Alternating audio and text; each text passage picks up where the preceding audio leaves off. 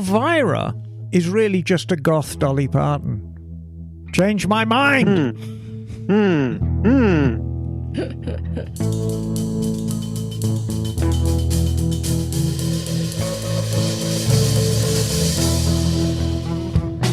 Hey there, welcome to Motorcycles and Misfits, coming to you from the Recycle Garage in sunny Santa Cruz, California. Ish. Actually, it's the first rain, really, of the winter. Didn't see that one coming. I know no one wants to hear us complain, but even so, our rain is it's a drizzle. But hey. But still, watch out for those oily streets. It's a drizzler. It's a drizzle. But hey, that means that, hey everyone, this is Liza. Me, Liza, got to sit alone in the garage for most of the day. Oh. But you know what? That's okay, because that's my commitment to the Recycle Garage. I get up, I'm out there in the morning to open it up, rain or shine, and I cleaned up, straightened up, fixed some stuff until Emma got there to keep me company. And of course, that means that Emma's here. Hello, darling. Yes. And every morning, I get up and pour my Cheerios into a bowl and add milk. And that is my commitment to breakfast every day. Well, and speaking of true commitment, the one misfit I can always expect that he will show up, it's Bagel. Hello, yes, I am here, as usual. So how's life in Velveeta today, Bagel? It's been kind of overcast. Yes. Kind of a quiet day. I was thinking about doing some yard work, and I did a little bit, but not much. I thought about working on some bikes, but I didn't do anything. So it's just been a quiet day. Lazy day. Yeah, I think I needed it. It was crazy at work this week, so Yeah. I think I just needed some downtime. Well, I was glad I had the time because I went through our tool drawers. I cannot tell you how many American wrenches I found in the metric section and vice versa. Oh, I hate it. I don't when that understand. happens. Like, we have one, I created one drawer that is all the American things. Like, I pulled it all out of circulation. All the American things.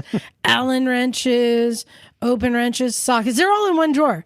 Yet they managed to migrate into the other drawers. I don't know how.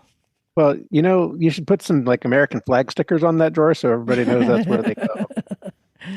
Yeah, well, it does say American drawer, but maybe people don't understand why it says that. Yeah, you need the flag. It's the freedom drawer. It is the freedom drawer. Yes, the freedom drawer. But I did get some stuff done today.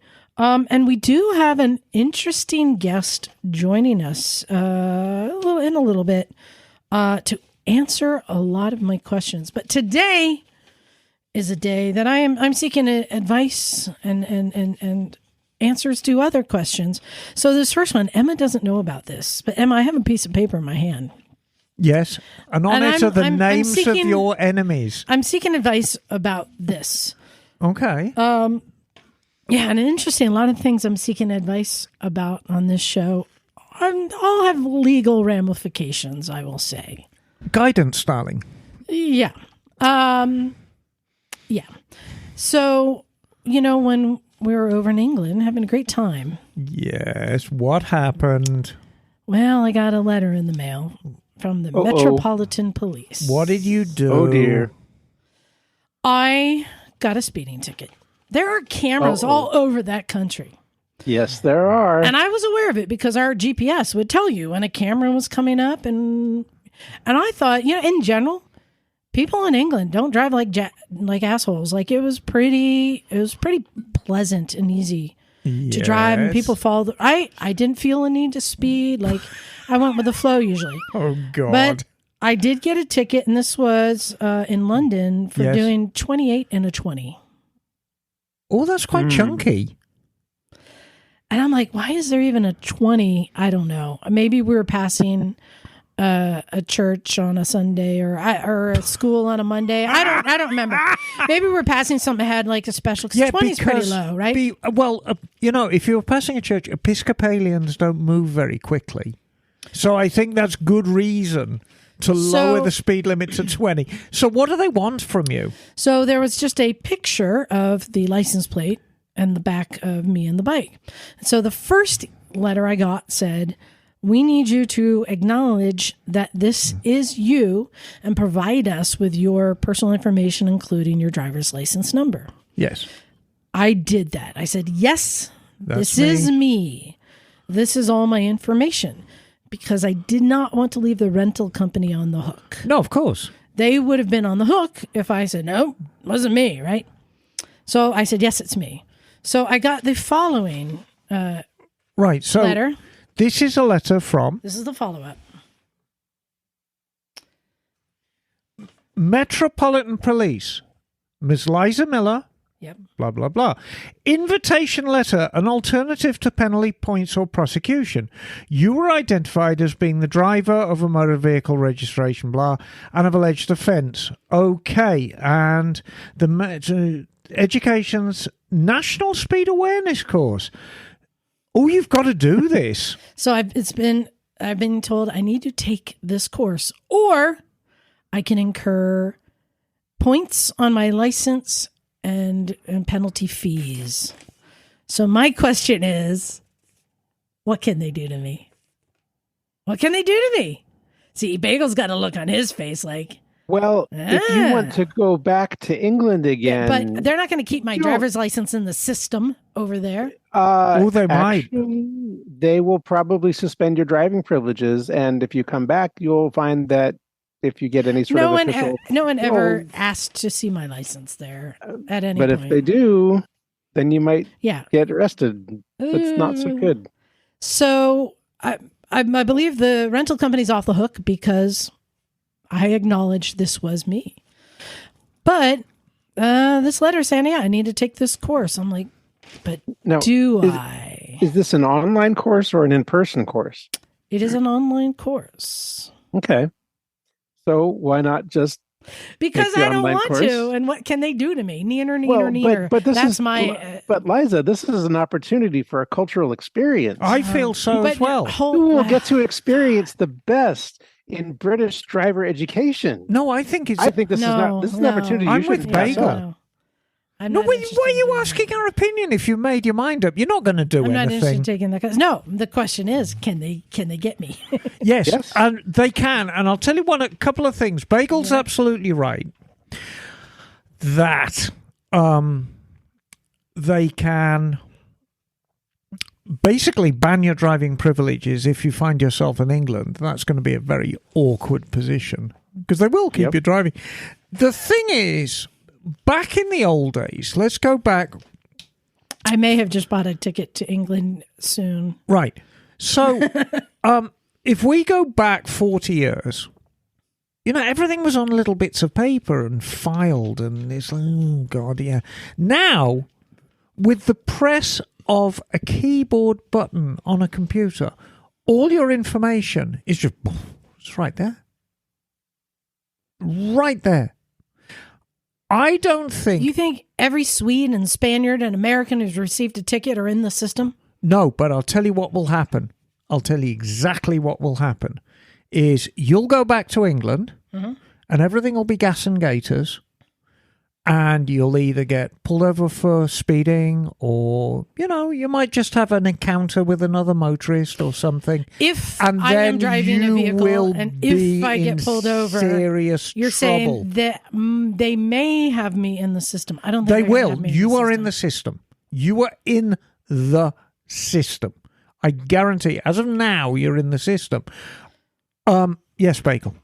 Well, I was also going to say, you might not need to wait that long, because once you're in the system, if you are a scofflaw who has failed to do your due diligence, that, after you've admitted that you've violated the law, Or are they going to let you back in the country when you get to customs? Oh, for a speeding ticket? Yes, they're not going to withhold you for a speeding ticket. They only withhold you for rule of law, Liza. felonies. Rule of law. Well, you see, the thing is, what Bagel's saying is not that far-fetched, because these things have a habit of snowballing on themselves. Yes, except they don't.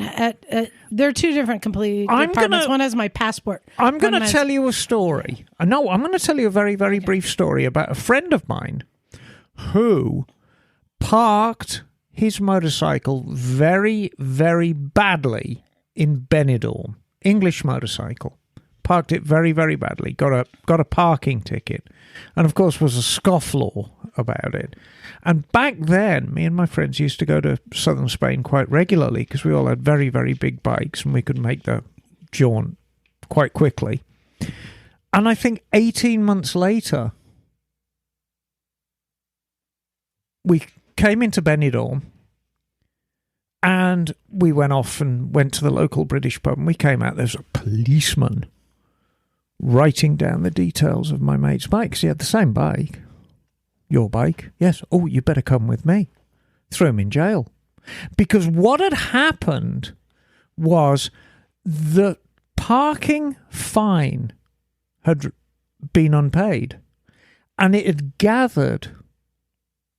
accrued more and more and more fines, more and more and more fines. And when it got to, I think, €250, it stopped being a civil matter and became a criminal matter. Well, and then he sorted it out, but he had to write quite a big check to get himself out of clink, all over a $10 parking ticket that just accrued and accrued. So you watch your step, young lady. So this is about jurisdiction, and I had something similar in that back in my days when I lived in Boston, I used to work in Harvard Square. Yeah, and it's very hard to find any parking in Harvard Square. There's no motorcycle parking. Can't park on the sidewalk. It's expensive to park in a lot. So I'd park on the campus. And I was getting ticket after ticket from the school, who were then sending follow-up saying I was not going to be allowed to graduate or buy more books if I did not pay these tickets. Yeah, but they're not saying that in this letter. I know, but the point is, that was all they could ever do. I wasn't a student there. This is the never could do anything to me. This is the plod. This is the Metropolitan Police. Yes. It is slightly different, Liza, because they have jurisdiction. Because were you riding a motorcycle on the streets of London? Yeah. Were you riding it too fast? Yep. Being American can't save you. Oh. Well, this is why I want to hear from other people. They've experienced this. Yeah, let's do a poll. I mean, I don't have any immediate plans to be driving in England in the near future. Well, it's not a matter of whether you drive or not, though. It's a matter of whether you try to come into the country when you have Bagel, the two are outstanding legal matters. No, I'm serious, Liza. They will attach that information to your passport because they've identified you as the perpetrator. No, and I'm sure they have your record. They don't have my passport number in the police system. Liza, they don't. I like Walk out on the yard and ask them. I do like the sound of that, though. Liza Miller, perp. Yeah. Well, yeah. So I want to hear from people to see if they've experienced something like this, because I don't think that they can do anything. I find it an interesting situation. So there is that. Let's see. Let's see. I've got a list of things to update.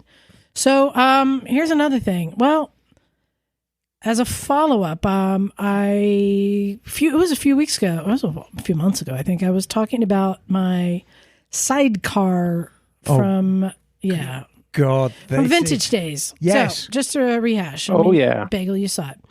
So I ordered a custom sidecar made to fit my little Benelli that I had sent down to the shop in Virginia for them to custom make the mount and attach this sidecar to it.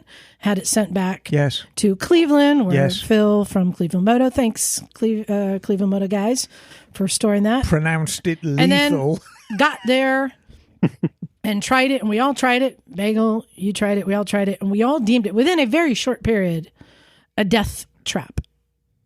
Right? Is that fair to say, Bagel? Yeah, I didn't even get to try it. I just looked at it and I could tell that was not. Yeah, the motorcycle not good. was canted away from the sidecar, which Yeah. meant that you could just tilt your head to the left and the whole thing would tip over. I mean, it was... Not to mention the fact that the sidecar suspension wasn't even moving because it was installed incorrectly. Yeah, I mean, there was just one thing after another. Right. And we all tried it. We tried to fix it, and within a few hours, just completely removed it because... it was damaged too because it bent, right? Yeah, it was just absolutely unrideable. So I afterwards reached out to the manufacturer and said, hey, I had problems. First question is, did you ever try this thing? Because it was absolutely unrideable. Sent him, email just saying the whole story. Here's what we found. Here's the people I was with, an engineer, a mechanic, people with experience with sidecars. They all agreed this was mounted poorly. It was assembled improperly. We tried our best to solve it, to fix it, and deemed it absolutely unrideable and removed it. Where do we go from here? Of which I got no response. And I sent multiple emails, and then he finally said, do you have any pictures I can see? I didn't have a lot of pictures, unfortunately, because we weren't documenting this. We were at, Vintage Days having fun. But I had so many people there witnessing and trying to fix it and playing with it and riding it and trying it that I felt like I had enough people in the know. But you didn't give him what he wanted. So I sent a few pictures and more description, but I didn't document it well because we immediately removed it so that I could ride it the rest of the weekend. So it was no longer attached to the bike. And so he just stopped communicating with me, and I continued to be professional and send him emails. Right. And trying to call him, saying, hey, I really want to solve this. What can we do? And he just chose to not respond. So I looked into small claims court, and that was where the last time that I talked about this, and checked in Virginia. I'd have to be present. I cannot do it via Zoom. And if I have any, witnesses, they would have to be present. And it's just not feasible. Witnesses are in different states. The bike is in a different state. The sidecar isn't attached, and just the cost to fly there to be there for it. It wasn't feasible. So, Phil from Cleveland Meadow, I asked him what he would do as a business owner, what would be the next step. And he gave me 2 bits of advice that I followed. One was file a report with the Better Business Bureau. Yes. And the other was file a report with the Attorney General of Virginia. Right. Which I did. I filled out the forms, sent everything. Both of these departments will send your complaint to the business, asking them if they would like to respond and if they would like some assistance. In case I am the hard to deal with, customer, they're willing to be in the middle to help work it out. I would add a third to that. I would reach out to the Bureau of Automotive Repair, the BAR, and all of us in the industry have to report to the Bureau of Automotive Repair and actually register with them in order to have a functioning workshop. I will look into that. And the Bureau of Automotive Repair are actually, they are your friends as the consumer because they monitor complaints. And while they don't have, I'm not going to say they don't have teeth, but in a case like yours, they would monitor a business for multiple complaints about similar things. Right. And if they did, they'd just pull their BAR license. And if you don't have a Bureau of Automotive Repair license, you aren't really a legit shop. You can't be working. I don't know if they do repairs there. They do custom bike builds. They build like cafe racers and stuff. No, that's repair. Okay, well, If you lay your hands on motorbikes, you are a repair facility. So I did get response from both the AG and Better Business Bureau, and they said that the business did not respond to them. So he has just chosen to ignore all communications. This really, this makes me mad. This is not a way to do business. I have stayed professional and pleasant and seeking resolution. And his choice was to ignore all communication. So I am now going to say who this company is. I don't want anyone else to get into the same situation. This is not a way to treat your customers. And I don't want anyone else to get into this. So that's all I'm saying is the company is called Industrial Moto. They do custom bike builds and they do sidecars. Where are they based? In Virginia.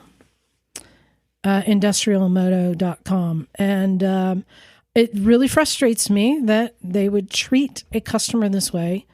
I'm not even getting into the amount of communication it took to get this built and how many deadlines they set and failed to meet. I never once gave them a deadline. They kept telling me when things would be ready, when things would be done, and then not communicating with me. And I'd follow up like a month later. Hey, haven't heard from you. Oh, yeah, we're just behind. And they were rough doing business with the entire time. I had no deadline, really. I had a year to get it done. So it didn't matter that it took them 6 months, And here's the thing, too. When Phil said that, as soon as he got the bike with sidecar, he tried it, and he said it was unrideable at the moment, at that time. But he said it came back with a dead battery, which tells me, in all likelihood, they did not try it after they assembled it. And that they just assembled it and got it out of there and sent it off. So, Industrial Moto, I would avoid doing business with them. That's it. There's not, other than, thank you, Emma, for the suggestion, Bureau of Auto Repair. This has, also been for me, as a consumer, like, what are my legal avenues to protect, that can protect me? Yes, I did not pay with a credit card, and, I had paid in advance, because, it was a custom build, like all those things. I can't seek those out, financial institutions to help me. But, a lesson learned. So now the next step is, hey, Bagel, you're going to be driving out to Cleveland anytime in the near future? It's possible I might go out for Vintage Motorcycle Days next summer. Any chance you can bring a sidecar back to California with you? A sidecar? Yeah. I thought you were going to say a Benelli, but I suppose I could find a way to bring it back. So that's my next plan, is get that out of, Phil's hair, get that back here, and do something stupid with it here. Well, I mean, I think with the knowledge we have here, we can figure out something to do with it. Maybe attach it to the Amigo. That's what I'm thinking. Yeah. Something dumb. It's going to need some structural reinforcement before that, but yeah. Yeah, but I've got a nice MIG welder. But unfortunately, I mean, that was, I think, $1,800. Yeah, $1,900, including the $250 for the seat and grab rails that they forgot to install and did not create any mounting points for. Like, just that right there. As a consumer, like, come on, you sold me something I cannot attach. Yeah, that's super slack. Yeah, so that's why I'm calling him out. Shame on you, Industrial Moto. You really failed in my book. Right. 0 out of 5 stars doing business with you. Yeah. So that's that. Let's see. Oh. Liza names them and shames them. So, speaking of shaming, should I share my my Craigslist ad? Absolutely not. What? No. What do you mean? No. Ooh, Bagel took some pictures. Thank you, Bagel. Why shouldn't share? I want to share it. Don't go into details. Is this someone? What are you talking about? Your ad? About your response to the scammer? Well, I don't have to say it all. I'm going to say the conversation. Yeah, well, I mean, yes. I mean, you can... Okay. Do tell. Okay, here's the deal.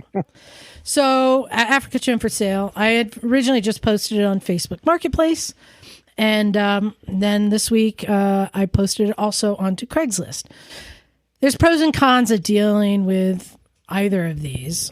And one of them is you get scammers who reach out to you. So I have all the red flags up. And, the argument is, everybody knows that Facebook Marketplace and Craigslist are the Wild West. Everybody knows that.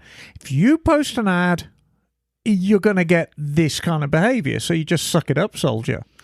Yes. So I also know that you're not supposed to put your email or your phone number in there, but I did because I like to chum the water.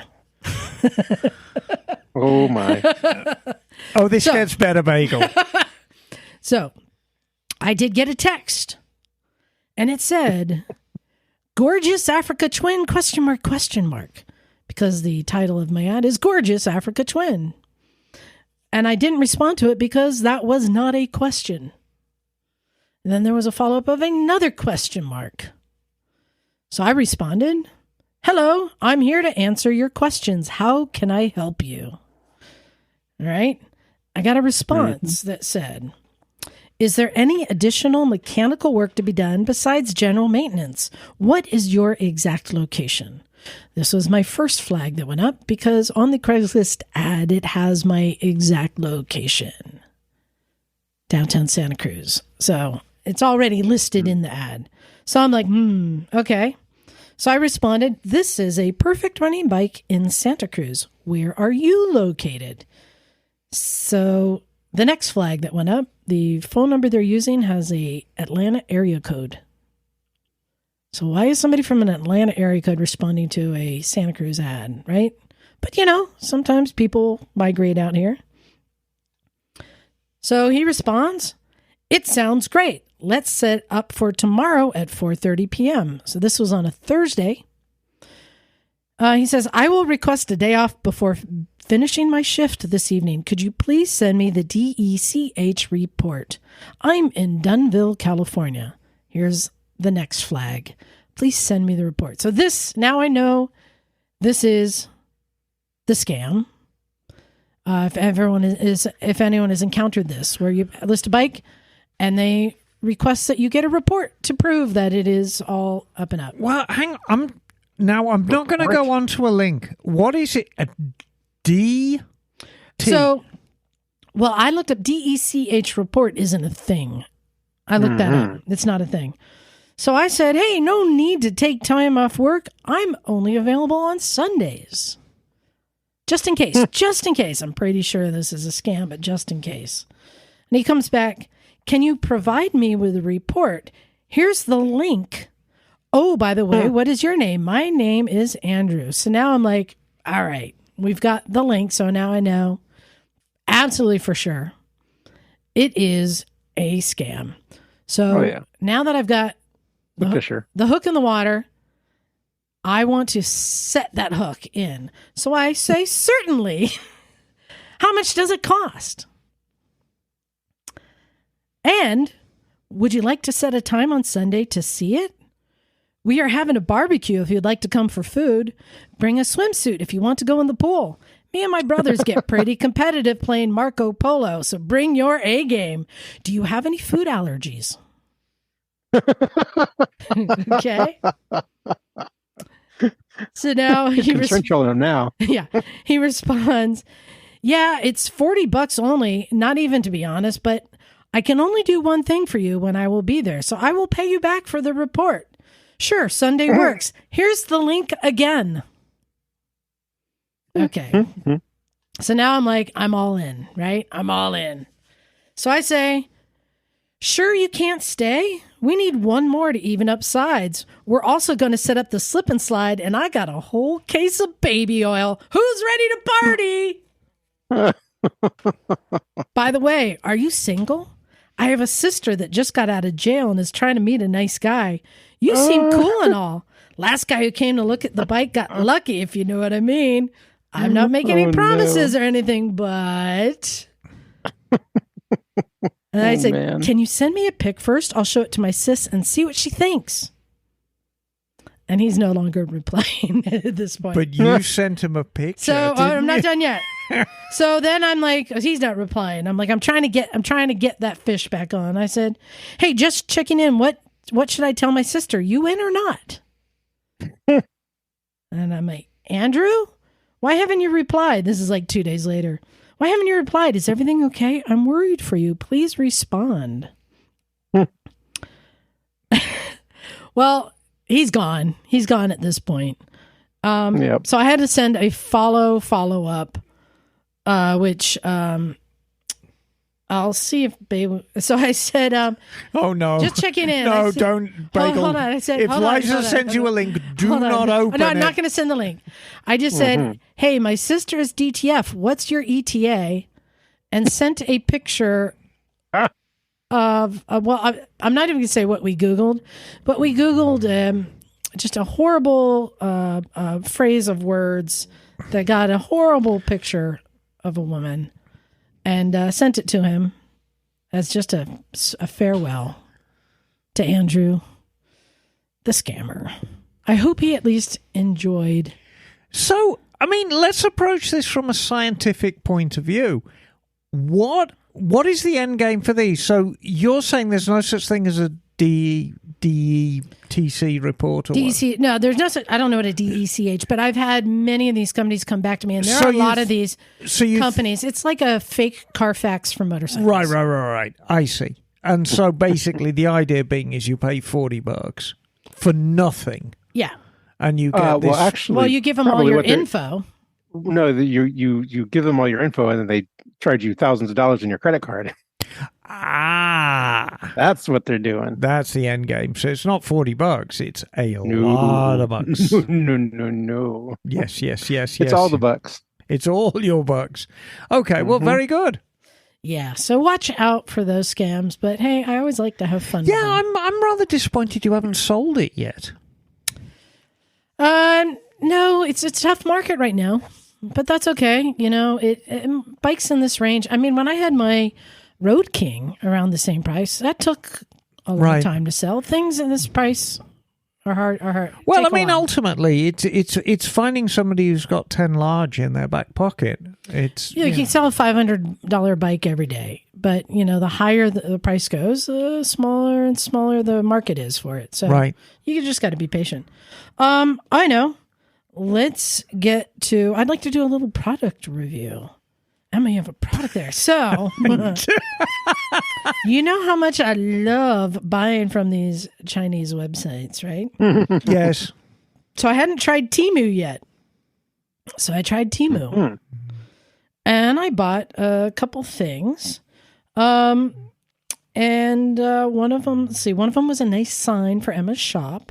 And it is a very nice sign. Just a little tin sign. And it's got a cat on it, which makes me very, very happy. Cat and a dog on a motorcycle. Yes. So it looks like a vintage BMW motorcycle. And there's a dog. And I think, is he a Basset I think it's a Basset or a Beagle. And he's riding the bike, which isn't a good thing. And sitting on his head is a very happy looking cat. And it says at the top, everything will kill you, so choose something fun. Yes, it's just a little tin sign. Yeah, it's a little tin sign. It's $5.27. I think it's going to go in my little showcase at the shop. I think for the entire order, I paid $2 shipping. So it was there you go. The next thing I got were some hand guards that I put onto the. Oh, you Triumph. put on the Triumph? Yeah, Emma did. But I was trying to find something that wasn't too. Something that went on to the Triumph Scrambler that were aesthetically pleasing. And a lot of the hand guards either were very motocross or very like. They just were different styles, and so I found something just simple, plain, nothing fancy. No, I have to say, actually, I think you chose quite well. And they're very, very plain black handguards, Bagel, but they've got this nice reflective amber stripe on them. Yeah. And really in quite good taste for Liza. So paid $17 for those. Those are cool. But the other thing I tried So I got one of these little air compressors. Have you seen these? It's a little handheld. It's like the size of a walkie-talkie. Do you want me to make the noise? It's a horrible noise. You got to power it on. But right, Ferris says about the size of a walkie-talkie. It charges with a USB cord. And what I like about it, it reads your air pressure, so it'll tell you what the air pressure is when you plug it in. Second, you can set what air pressure you want it to go to, and then when you turn it on, it has an automatic shut off when it gets there. Very simple, little handheld. How much does that thing weigh, Emma? Oh, nothing. Half a pound, maybe? Oh, yeah, if that. Half a pound. Nothing. Can I take it to Vietnam with me? Maybe. All right. Yeah. Yeah, no, this and that. Did I tell you how much that cost, Emma? How much? $15.03. $15.03. Well, there you have it. So that was like, I think that came out pretty good. And we were testing it on a lot of people's tires today. Right. Do you think it's accurate? I think so, because Henry knew what his tire pressure should be, and his rear one was spot on. So 3642. No, he was running like 40 on his rear. Oh, okay.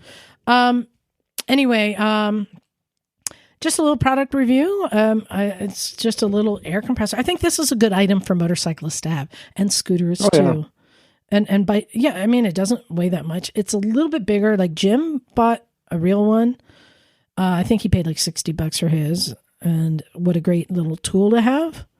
But I love that it's got its own built-in battery, so you don't have to plug it into anything. It's just a portable unit, and portable air compressor. But you do need to make sure you plug it in before you need it, though. Yeah, you charge it up, but it's suitable for car tires. Wow. I know, right? Yeah. So that is my product review. Emma, what do you think? You think that's a good? No, I mean, deal? I think as with all of these things, I mean, you hold it in your hand, and I mean, it's a nice looking thing. I mean, the quality is a little questionable. If it holds up, it's a good buy. But if it breaks the first time you really use it. The thing I find interesting about it has little holes in the side because it has to pull air in. There's not much inside of it. Like, it looks like they could have made it much smaller, right? When you look through it. I don't know. Well, yeah, but the thing is, whenever you have something with a motor inside it, you need a certain amount of real estate to keep the motor cool. Yeah, I guess so. Yeah. It's got a lot of ventilation. Anyway. Yeah. I have another shipment coming from AliExpress. Oh God! Did you see that trike I posted? Yes. Oh my gosh, I'm having a hard time resisting that. Well, as with anything, you see, we've come across this before with things from AliExpress. Is the scale is often not what you expect. Things are either a lot larger than you expect them to be, or considerably smaller. See, I remember Liza ordered a beach towel. Yes. And when it arrived, it was the size of a face flannel. Conversely, she ordered this thing with a green chopper in a wave. What was it? The floor mat. And it was about 10 times the size you expected it to be. Yeah. No. I knew the size of Okay, you knew the size. But I suspect that thing is quite small. I mean, it looks giant. So, all right, hold on. So this is on AliExpress. Have you looked it up? I got the link on our Facebook page. Yes. The Black Knight Gen 2 1500 commemorative edition. Look at this ad. So this is like an apocalyptic three-wheeler. But Emma, I'm looking all over, and they only want what? How much was it? $1,500? Yep. $1,500. I was looking at that engine in the back. I mean, it's made to look like that's a small car engine or something. There's no point in, you can look at the pictures. There's no good description. There's no good description in there, but the pictures, like I'm looking at this and going, for $1,500, I just want to bite just to see what you get. I mean, I bought a sidecar and lost on that, but look at this. So actually, here we go. it's got something of a description because, I mean, I just rolled my eyes. And so here we go. The Black Knight Gen 2 1500 commemorative edition 3-wheeled 1000cc motorcycle is limited to 3 units worldwide. Wow. And I'm trying that's exclusivity right there. Yeah. 3 units worldwide. And I'm trying to figure out. So it's got a name on the back. And it's called the Godfire. Yeah, the Godfire. I looked that up. I couldn't find anything on the Godfire train. And how many cc's is this? 1,000 cc's. 1,000 cc's. I'm trying to figure out what sort of engine it might have in it. Bagel, you gotta if you're go to our Recycle Facebook page, you'll find the link. I think it's like 2 posts ago. Let me see. I mean, it's so tempting because it's atrocious. Emma, how would you describe that? Atrocious. Something you take to like Burning Man in the apocalypse? Well, no, it appears to have an armchair. No, I mean you appear to be sitting in an armchair. I'm still trying to figure out what engine this thing might have in it. It's a very, very odd looking thing. There's a lot of things there for $1,500. There is a lot of things here. Somebody has put a lot of effort into making this look as appalling as possible. Like, I'm assuming that that's not what you're actually going to get. Oh, that's not pretty. But for $1,500, it looks like they stuck an office chair on. Oh wait, on top how much of is the shipping? Because a lot of times they'll say $10,000. No. The shipping's only $100. Okay, how are they shipping that for $100? But you know, I mean, it's things like Is it come in kit form? it doesn't have a front brake. There's no front brake Oh yeah, at all. yeah. I don't know. I mean, it looks like something that somebody has made in their shed.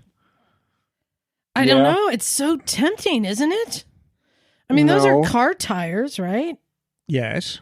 I mean, just for that No. chassis, that's worth $1,500. No, Liza, that is. It's got is that a stick shift? You don't know who made Is that that a stick chassis or shift? what Yeah, they I made it think out so. of. I think that's a stick shift there. I really This- I don't even this- know. Or is This that has an bad e-brake? idea written all over it. So I know. No, I think this might be the worst idea you've ever had, Liza. It has Quite possibly. no clutch lever on the handlebars. So it's a CVT. So I don't know. And I'm trying to look at the engine. There's some big suspension thing in the back. I don't know. It's atrocious. It's just appalling. Wait, Yeah. those are Brembo brakes. Oh, you think they're going to be real? Do you? Are you sure? Do you think they're going to be real? You sure It's- those it's aren't hard- Bremba brakes? It's hard to know. Bromba? It's hard to know what you're actually going to get when you're ordering something off the internet in China. Did you you never ever? know. Did you ever see that picture I posted a few months ago of a Mikini carburetor? It was Yes. such a Mikini. blatant knockoff. It was great. Well, here's the thing. I just wish, like, I'm so curious. I want to see it, but I wish I had somebody who could really assess something and really appraise, if it's worth it or not. Oh, does that kind of person actually exist, though, Liza? Surely not. They do exist. In fact, I have one of them here joining us. Our guest tonight, it's Amy. Amy, are you there? Oh, are you muted? You're muted, Amy. I'm unmuted. Yay! I'm here now. I can see Amy and I can hear Amy. Hello, dear. Hey. Hi. Hey.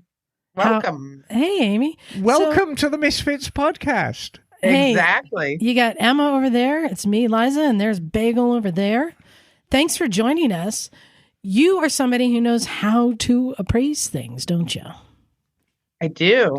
I've been in the automotive industry most of all my adult life, but motorcycles come along with that. And I've been a fan of the bike scene since I was a teenager and would get in trouble for riding on the back of Harleys and telling my mom I wasn't. And I'm always getting caught with little grease splatters up the back of my shirt, and I can never figure out how she knew I was on the back of those bikes. But so that text you just got, I just sent you the link for the atrocious trike we were just looking at if you wanted to see. Oh, okay. It is safe. It is a safe link.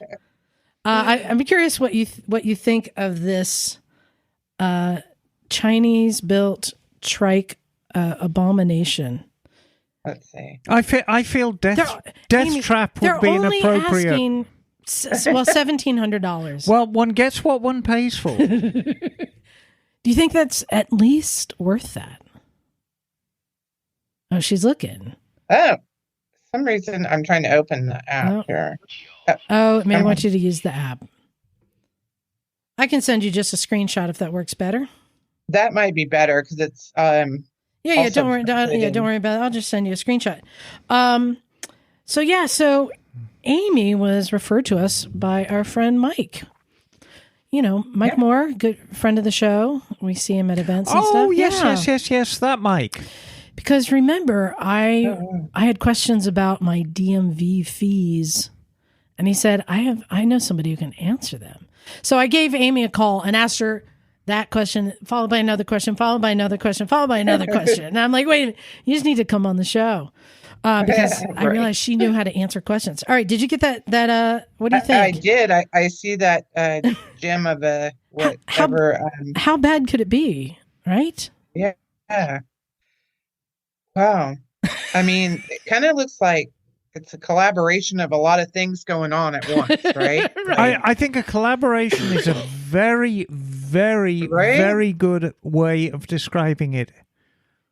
And it's listed for $1,600. Yeah, and the shipping is only $200 from China. A collaboration. I'm thinking it might have a little bit of a scam sent to it. I know. No, $118 is shipping. Oh, okay. But it is limited to 3 units worldwide. Okay. So I see that value going up. Is it like to scale, maybe like a 1/10? I know, it's model? so hard to tell, right? I mean, I know. I'm guessing it will come in a box, and yeah, that's an interesting one. Well, here's the perk to that. If it does come and it's small, it'll fit right in to the studio. I see that. Yeah. I feel that it will come in a box, and you can just make it easiest by cutting out the middleman and having it delivered straight to the landfill.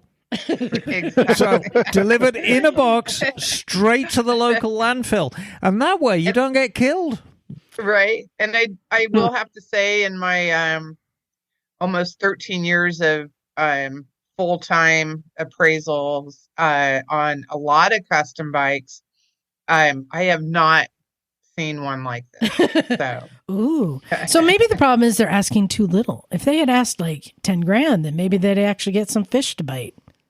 You know, it does work that way. Yeah, believe it or not. And like they say, you know, there's a person for every seat. I'd say something else, but I don't know how kid friendly this show is. But if you could describe a trike as being goth, this is it. No, this ain't goth. It's I mean, maybe a little Mad Max in there, but well, not much. I like the office chair though. It's kind of Mad Max meets Office Depot. I don't think I think it's a gaming chair. You think it's a gaming chair? Yeah. Yeah, it could be. And there's definitely some erector set in there too, I think. Yeah. Well, let's get to Amy's qualifications. First off, I do want to put in a disclaimer. Amy, we're going to ask you some DMV related questions, and you do not represent the DMV. You do not work for the DMV, though you do have some history and experience with the DMV that qualifies you to you've been around the block. We'll just say, yeah, you know how things work. Yeah. So, disclaimer: you do not represent the DMV, but you know some tricks and of the trade and tools. So, when I first got, remember, at the same time, I got 2 DMV renewals. One for my 2011 Triumph, which is worth about $5,000. Mm-hmm. And then at the same time for my 2018 Africa Twin, which is worth like 10, 11 grand. But the Triumph renewal was more than the Africa Twin. And I could not understand how or why. And you remember, I couldn't get an answer from the DMV. They're like, they couldn't tell me, right? So I called Amy, and she seemed to have an answer. So Amy, why would the one bike that I just bought that's worth half as much as the other be more renewal fee than the bike I've owned for a few years?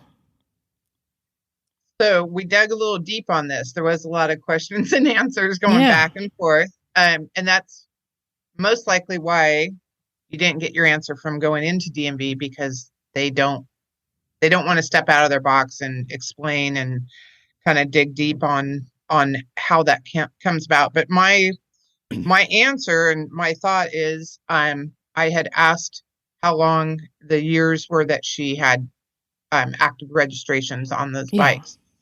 So the newer bike that is valued less, it was her first year renewal. Therefore, the rates and the taxes and the fees were based on current market of cost. Mm-hmm. And her newer bike that she'd had for several years had already kind of matured, so to say. And then as the years went on, it does kind of, the renewals do slightly drop because of, they kind of age out with the renewal process. And then this brought up another, this is something that she made me realize. I assumed that the DMV is going off of like Blue Book or, Kelly Blue Book, right? When we sell a bike, everyone says, well, how much should I put down, right? And I don't know where I got this from, but years ago I said, oh, they know that everybody's lying and writing down, $800. So they're no longer going by what you write down. They're going by what the actual appraised value is. This is something I was told, so I've just been using appraised value. But when I bought the Africa Twin, I got it at a very good deal because I bought it directly from Honda North America. So I actually paid less than, what its value was. So I believe what you're saying is the DMV took that value I bought it at and have been depreciating it from that value every year, correct? Mm-hmm. Yeah. Right? And so not using Blue Book. Okay. And this made me realize, so I was wrong in assuming that. So the DMV actually believes the value that you say that you bought something? They kind of have to, because they can't tell you that you're lying, because when you sign all the documents right at the very bottom of any legal DMV document says that you're signing under, the pursuit of perjury. So, one thing I did learn is that the DMV, they don't govern the law. They just make sure that the signatures are there that are being signed, and you're saying that you paid $800. Excuse me. And they really can't question it. They're just checking off the boxes. Right. But yep. I do want to broach with you, Amy, and I'm sure you'll agree with me. People tend to get quite flippant about DMV forms, and it's always worth, as a gentle reminder, it is a legal document, and it has your signature on it. So ultimately, if you go out and buy a $10,000 motorcycle and you pay that and you say you only paid $1,000 and you sign that off on the DMV form, as unlikely as it is, if they wanted to pursue it legally, you're on thin ice. But because you've signed a legal document. But Emma, what if you were buying a frame? Well, that's it. How do they know you're buying a perfectly good running bike versus a frame? Right? But it amounts to you're kind of missing the point a little bit, Liza. If you are legitimately buying a good bike and undervaluing it on the form, It's a legal document. And as unlikely as it is that they would pursue that, you have broken the law. And if you want to follow that through and continue lying about it and saying, well, it was only a frame, or it was crashed, or it was that. You're misreading, Emma. Yeah. I haven't committed any fraud. I have always stated correctly The full value. Yes, I have. And I am not encouraging people to do so. What I'm doing is saying trying to understand how the DMV works. Yeah. The DMV doesn't know, because Amy, you've encountered that before, where it was actually a frame you were dealing with. It was a vintage BMW bike that I had to take to CHP to get a VIN verification done on it, because for some reason they wouldn't take mine. I don't remember the circumstances. I'm a licensed VIN verifier still for state of California.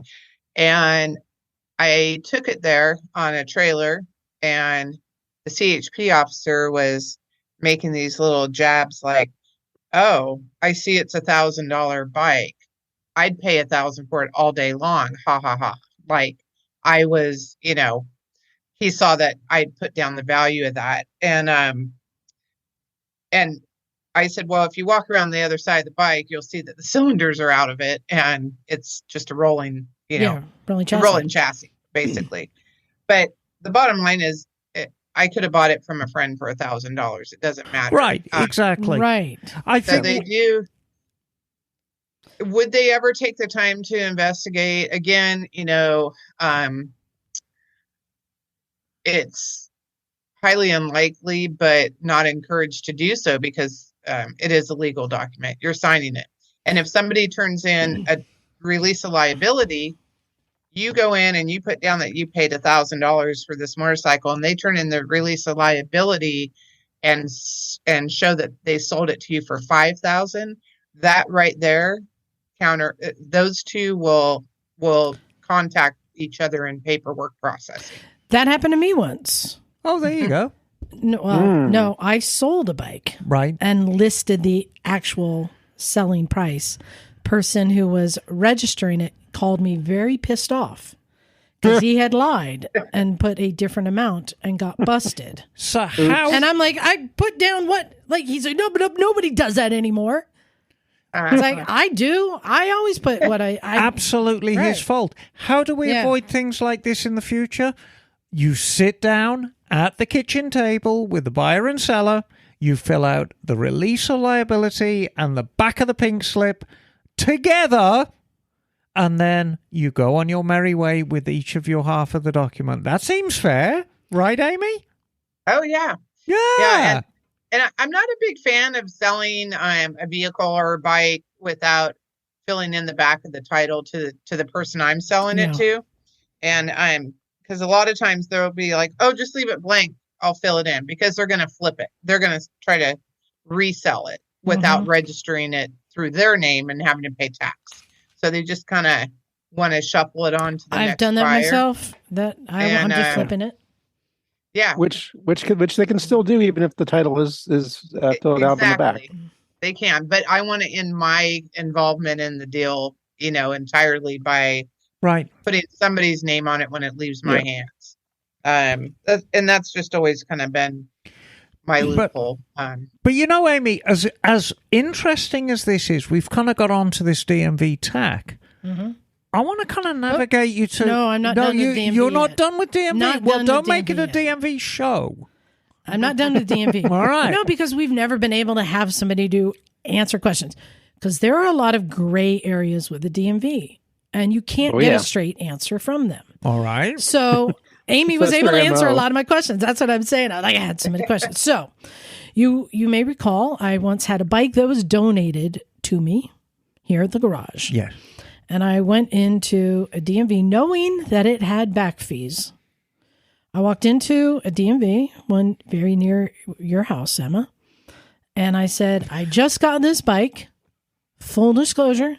I know that it has registration fees and penalties. I understand that it is my responsibility as the new owner that I need to pay those back registration fees. But I'm challenging that I should not be responsible for the penalties that accrue on top of that. And I said, could you please show me in the book where it says I, as the new owner, am responsible for the penalties?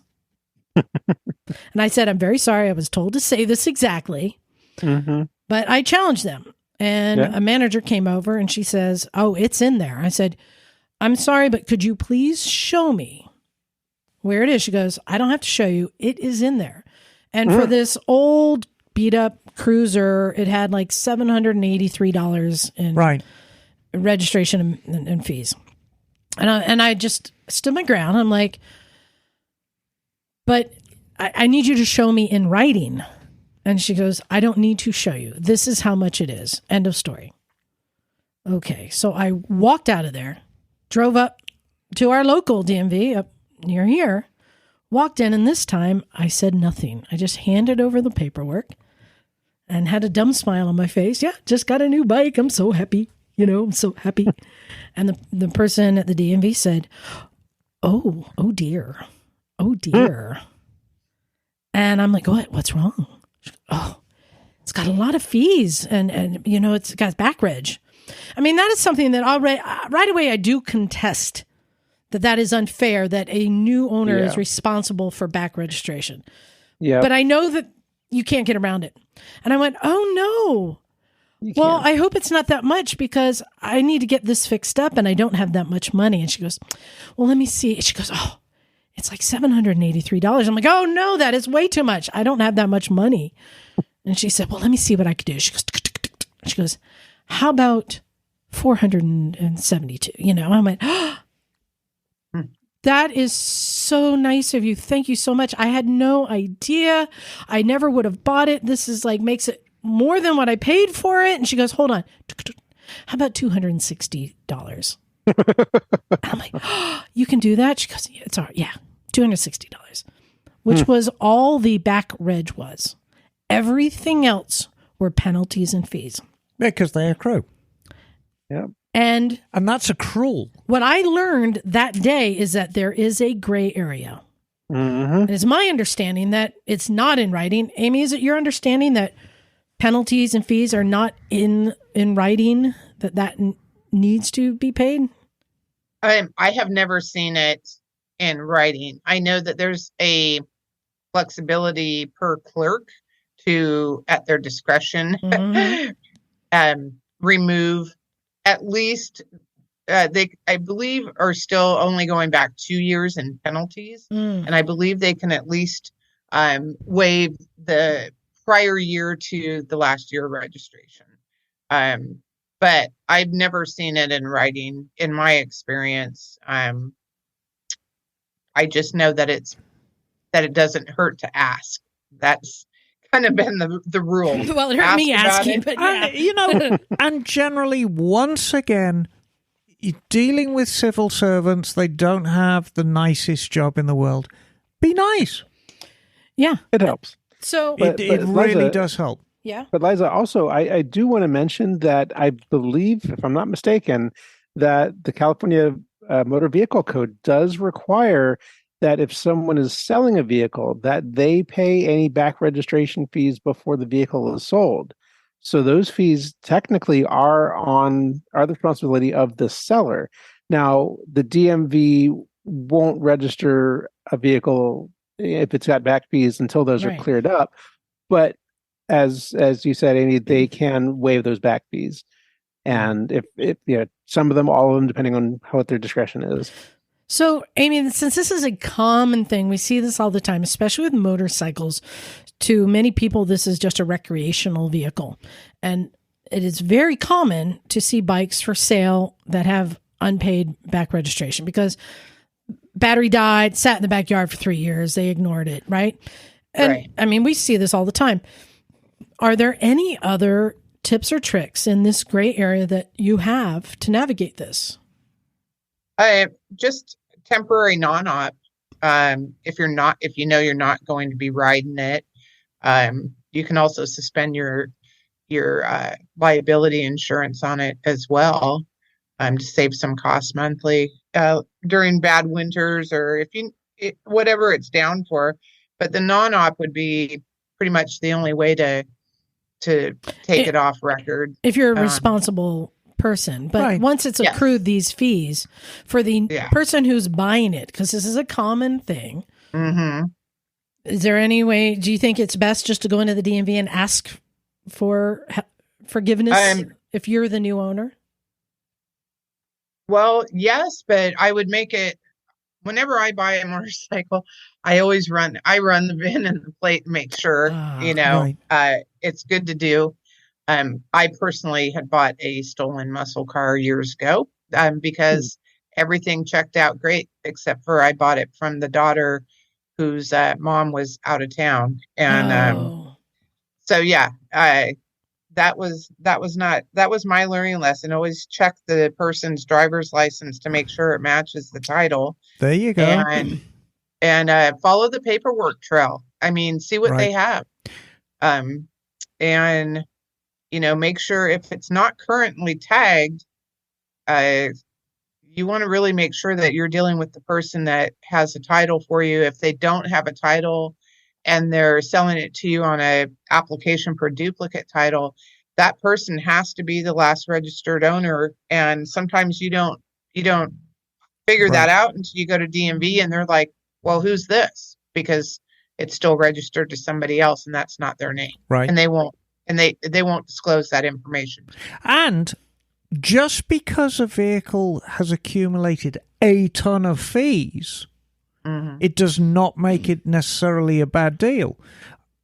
I recently bought a gorgeous little bike for my shop, knowing it owed $1,000 to the DMV. But I bought it accordingly, and I priced it accordingly, and I was very, very aggressive with the selling price. And people will come in and say, I'll offer you this. And I'll say, no, this is what I want for it. It's a very, very fair price. I sold it for full boat, and then I just toddled off down to my DMV agent, paid her the $1,000 and got it registered into the new owner's name. And it was still a good deal for me. It was a good deal for the seller, and it was a great deal for the buyer. But it was $1,000 hit, and I knew that from the outset. Right. So let me ask you this. Do you have any tricks for title lost? Ooh, as far as somebody selling one without a title on a bill of sale only? Yeah, I mean, we see this all the time at Vintage Days. How many bikes say no title? Oh, yeah. Now, I know personally, I have figured out some tricks of the system to get to find out who the original owner was and to flush them out and get them to give me a bill of sale or to get a title. Right. There are tricks. Not all of them were exactly legal to start with, but once you understand the system and know what the system needs, you can give it what it needs. Do you have any tricks when somebody has a bike with no title? Because we just lost the whole Vermont loophole. You're familiar with that? No. So in Vermont, until just recently, you could register a vehicle from out of state. Oh, okay, gotcha. And then bring it back in. And they just closed that loophole. Yeah. Yeah. So if there's no paperwork, obviously they're going to require a VIN verification on it. And as a licensed VIN verifier, we used to be able to verify those, and they would accept it. Now they are, if I mark the box that says no documents, to compare it to, they will kick it to a DMV office only or a CHP office. So they're not letting me bring those back out of which I call like ghost bikes. I used to be able to go out because I have a couple buddies. I'm in the bike scene still, and I have a couple buddies that do vintage bikes, and they're like, hey, I'm getting it put together and I need to get a title on it. And I've gone in before where I've taken my VIN verification, a statement of facts signed by, who's registering it, that they've had the bike for, you got to write your little story. And it's never been on public roadways or highways for the last, 28 years. And then request the plates and stickers and all those documents. But you could build back that package and get a duplicate title issued on it. Again, the VIN verification part, they're kind of pulling away from us verifiers. I don't know if they've had problems with verifiers not, doing something legal or how the process was, but they have kind of pulled that away to where it's CHP only now. So I used to do a lot of them for friends that built classic cars too. They'd buy a body somewhere and build the motor and chassis, and we used to be able to get those titled, but they're pulling a lot of that from us. Well, so yeah, I was going to say you can do it.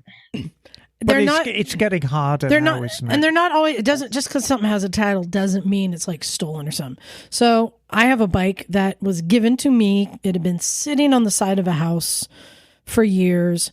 It had been like trickled down through people. The owner had died. So I contacted the DMV and I said, what do I need to get the title? The owner died years ago. And they said, all right, you need to find out who is the next of kin. Then you need to contact them, and they need to file a death certificate with the DMV, and then they can get the title issued in their name, and then you can buy it from them. I'm like, oh, that's never going to happen for a free, abandoned bike. That's never going to happen. But I did ask how the system works.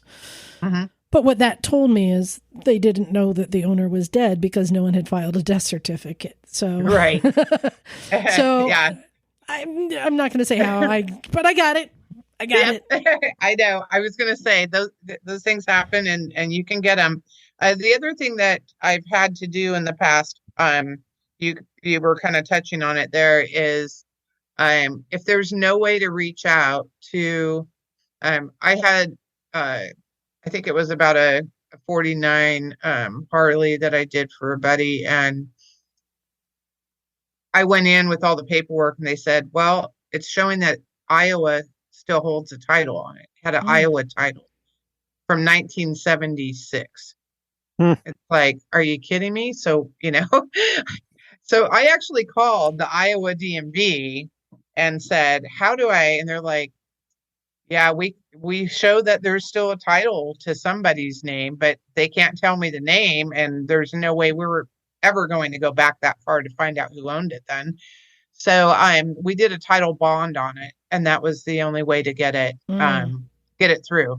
And it's really not that hard of a process. Really, it comes down to money. That's all it is. Yep.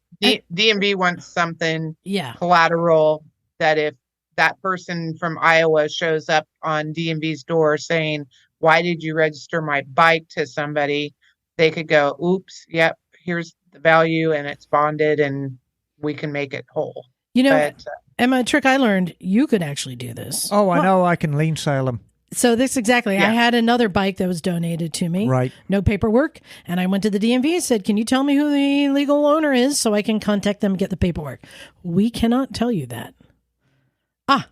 But I could file a lien sale as a mechanic who did work on it, because they don't ask to verify that I'm an actual mechanic, and submitted this to the DMV, who sent it to the legal owner on record, who then contacted me and said, what the hell? I don't even own that bike. I said, hey, nice to meet you. Can I get you to sign this form? and it'll all go away. And he did. But I thought they might have closed that loophole now, that in order to file a lien sale, I think. Well, I filed a lien. I don't know if it's a lien sale. A lien for work. It may be a title bond, but I think to file a lien sale, you have to actually be registered with the Bureau of Automotive Repair, like I am. Well, it wasn't on the paperwork. Can file. Yeah. I have personally lien sold a vehicle that was on my own property personally. Right. And as long as you go through a lien sale processing company that I used, and I just stated that it had been parked on my property for 3 years, and my storage is X amount per day for the 3 years, and here's the charges that are due on it. And nobody claimed it. It was an old roommate that left it on my property. I was like, I'm lien selling it, and they knew that they didn't want it, but I Right. didn't have any title, and they didn't either. So we just ended up doing it. But yeah, And private party can do what it for you. happens when you file a lien sale? Do you actually end up with a title for it, or do you end up with lien sale paperwork that entitles the next owner to get a title? Right. What do you get? Ended up with, so the lien sale packet came back to me in my name, just my personal name. And then I was able to sell the vehicle with those documents to get it registered to the new buyer. Oh, cool. Okay. The point is, there are tricks to navigating the DMV because not all bikes, and we're talking about, I know you do bikes and cars, but they're not all stolen. They're not all, there are just oftentimes things get lost in the mire in the DMV system. And what I'm saying is there are some tricks to navigate, but once you understand, and you're one of those people, understand those. Bagel, we're about to go on to our game. Did you have a quick question? Well, actually, I had something I wanted to contribute as well, because a friend of mine found a very interesting loophole with the California DMV years ago. Now, I don't know if this is still valid or not. I have heard over the years that people have tried this and weren't successful, but that may be just a case of your mileage may vary depending on who you get at the DMV when you go there. But this is in regard to the back fees, and specifically for vintage vehicles, because according to the DMV rules, if a vehicle is over 25 years old, you don't have to non-op it or pay back fees, because historic vehicles are considered vehicles that are exempt from reporting operational status, because if they're over 25 years, they are considered historical vehicles, which also applies to horseless carriages, vehicles of special interest, or vehicles that are part of a collection and not operated as defined in California Vehicle Code CVC 5004, 5004.5, and 5051. So what that says is it defines a historic vehicle as a vehicle that was manufactured after 1922, or is at least, a special interest vehicle is manufactured after 1922, or is at least 25 years old, and is of historic interest. And the advice I received was, you will want to start this process with a statement of fact stating that, and this is the statement of fact that you'd mentioned earlier, Amy, Reg 256 is the form. Yeah. So in that form, you want to state that A, the vehicle has not been operated on public roads. B, the vehicle is of historic interest as defined in Section 5004 of the California Vehicle Code. C, that you are a collector. And D, that as stated in the DMV document Fast Facts FFVR01, that this vehicle is exempt from having to pay back fees. Therefore, you would request that the back fees and any fines be dropped. The DMV might tell you that you need to have historic plates for that clause to apply, but that is not true. That is just the definition that is used for historic plates. But it also applies to any vehicle that is over 25 years old, because that is a definition that the DMV defines. Fine. So you have to be firm but polite and know the sections well so you can argue the point. But by doing that way, they have all the paper. By doing it that way, they have all the paperwork done for them. They just have to get a supervisor to sign off on it. Well, and there you go. And that was kind of the point I wanted to make. And we're only referring to the California DMV system. Yes. There's every DMV state has their own kind of little ins and outs. But All there different. is a gray area. And Yes, that's the point always. I wanted to take. And that doing the research and learning what the codes, and maybe even finding somebody who knows the in and outs. There are many states where there are people who, for a living, they can navigate DMV systems for you. It's worth finding those people. But that's not the only thing that she does. In fact, what you do mostly is do appraisals, right? Yes. So I created a game just for you, and it is called Appraise This. Oh, God. Uh, Oh, yes. So I have selected from all different sources on the interwebs some vehicles for currently for sale or that have sold. And since we have Amy here, who is an actual appraiser, I know, Amy, you have not done the research. You don't have the information. So I'm not going to throw you under the bus. I'm going to throw Emma and Bagel under the bus. We're going to take turns. Bagel, you go first, and Emma, you go second, right? God. All I want, so Bagel, you go first. The first vehicle I show you, I'll give you a little description. Bagel, I want you to best guess. I want you to appraise it. And then Amy, I need you to do is say if they're high or low or spot on. And if you want to take your best guess at the appraisal, you can. All I have on most of these is what the seller is asking. So that is not a fair appraisal. So first up is a 1947 Harley Davidson Knucklehead with sidecar. This is your rare opportunity to own a 1947 Harley Davidson Knucklehead with a Harley Davidson sidecar. This bike is mostly original and current mileage is unknown. This comes from a large private collection. Don't miss your chance to see this bike.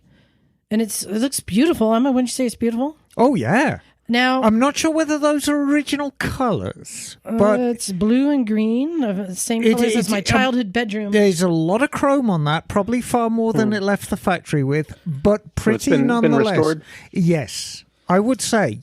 Bagel, you can see the picture, yes? No, I can't see the picture. Oh, you Is can't? there Oh, well, that's no Wait, good. Amy, can you see the picture? no. Oh, okay, hold on. Sorry, I forgot to share. I can do this. I can let you see it. Who's the Hold on real a second. knucklehead here? through the miracle of modern Me. technology? Yeah. I forgot to do share screen. Two. Okay, there we go. Share. Okay. Can you see it now? Okay, Oh, yeah. yes, I can see Wow, it. who can't miss that bike? Okay. Yeah, I was going to Yeah. say, it's quite That was- bright, isn't it? Very, very Kawasaki-like. God. That green. Oh, that's going to upset a lot of people. Oh, your knucklehead looks just like a Kawasaki. that's Okay. That's going to devalue it right there. All right, Bagel. Now that you can see this 1947 Harley Davidson Knucklehead with sidecar, what is your appraisal? As someone who has no experience with these whatsoever, I've seen a 47 Knucklehead once, I think, maybe in the flesh. I'm going to just throw out a wild number and guess $26,000. All right, Amy, is he high, low, or spot on? He is at low. All right. That is true. Amy, do you want to take a guess? What is it? Yeesh. It's hard. It's tough on bikes because verifying a lot of options on this one. From what I can see, I would say it's probably going to be closer to the 70,000 mark. Yeah, they're asking Wow. 80,000. Okay. Ooh. Very good. Yep. All right, All right. Emma. Oops. No, this is not working. Hold on. All right, let's go to this one. Oh, wait, resume slideshow. There we go. I think. Come on. This is not working. Okay. Oh, my There we go. God. Wow. No. Oh, yeah, that one. Okay, that one. Okay. There we go. All right, what we have here, Emma. This is a custom All-American chopper built by Pirate Motorsports, an All-American chopper. This has a 113 Ultima motor, full air suspension, doesn't use a kickstand as the bike lays down on the frame, right-hand chain drive, Riviera Primo 6-speed tranny, full Accutronic controls, Renegade Aspen rims, fully built custom pro street chopper bike is completely polished or combed on all non-painted surfaces. It has 600 miles on it. Does not say the year. Emma, what is your appraisal? So this would be my best guess on these on this, and a lot of these bikes, like big dogs or whatever, they cost an absolute fortune to build, and on the used market, they're absolutely worthless. God, if that bike made 20,000, I'd be really surprised. Amy, high, low, or spot on? I think pretty close. It might be asking a little higher because absolutely right. I do a lot of these for insurance. to get them insured, and I see build sheets on these bikes that are just like astronomical, and all the value falls out of them. Right. So I'm going to say they would probably be asking more in the high 20s, maybe 30s on this one. But I'm going to stop you there. I've seen them as low as 20. I'm going to stop you there, Amy, though, because you're spot on. They're asking 30. And, you know, the only thing in that bike's defense is it is a decent color. If it had a paint job that looked like somebody had vomited on it and clear coated over the vomit, like most of them. I've seen some bikes. Oh, God. Yeah. Well, all right, Bagel, you're up. Let's see if I can get this next one to come up. Let's see. So, did it come up? Not yet. It's going slow. Who's the knucklehead here? No, Go. That's just the miracle of modern technology. It is. Yeah, I know. Let me try this. This isn't working. You hit the space bar. I know. Well, I highlighted it. I double clicked it. How about if I hit the computer operator? All right, hold on. Stop. Let's see if I can get this to work. Oh, maybe if I do here, and then that is that one. If I do, oh, okay. Oh my! Here we go. Oh my God! Okay. Up next. Oh no! Is a 2010 Paramount Custom Cycles custom chopper. This is a clean title 2010 custom bike with a RevTech motor with big bore kit, new battery, new tires, new clutch, new sprocket, new RevTech closed primary inner outer kit, 1,076 miles. And it has a beautiful blue flame ghost skull paint job. Oh, it's got to have skulls on it. Yeah. All right, Bagel.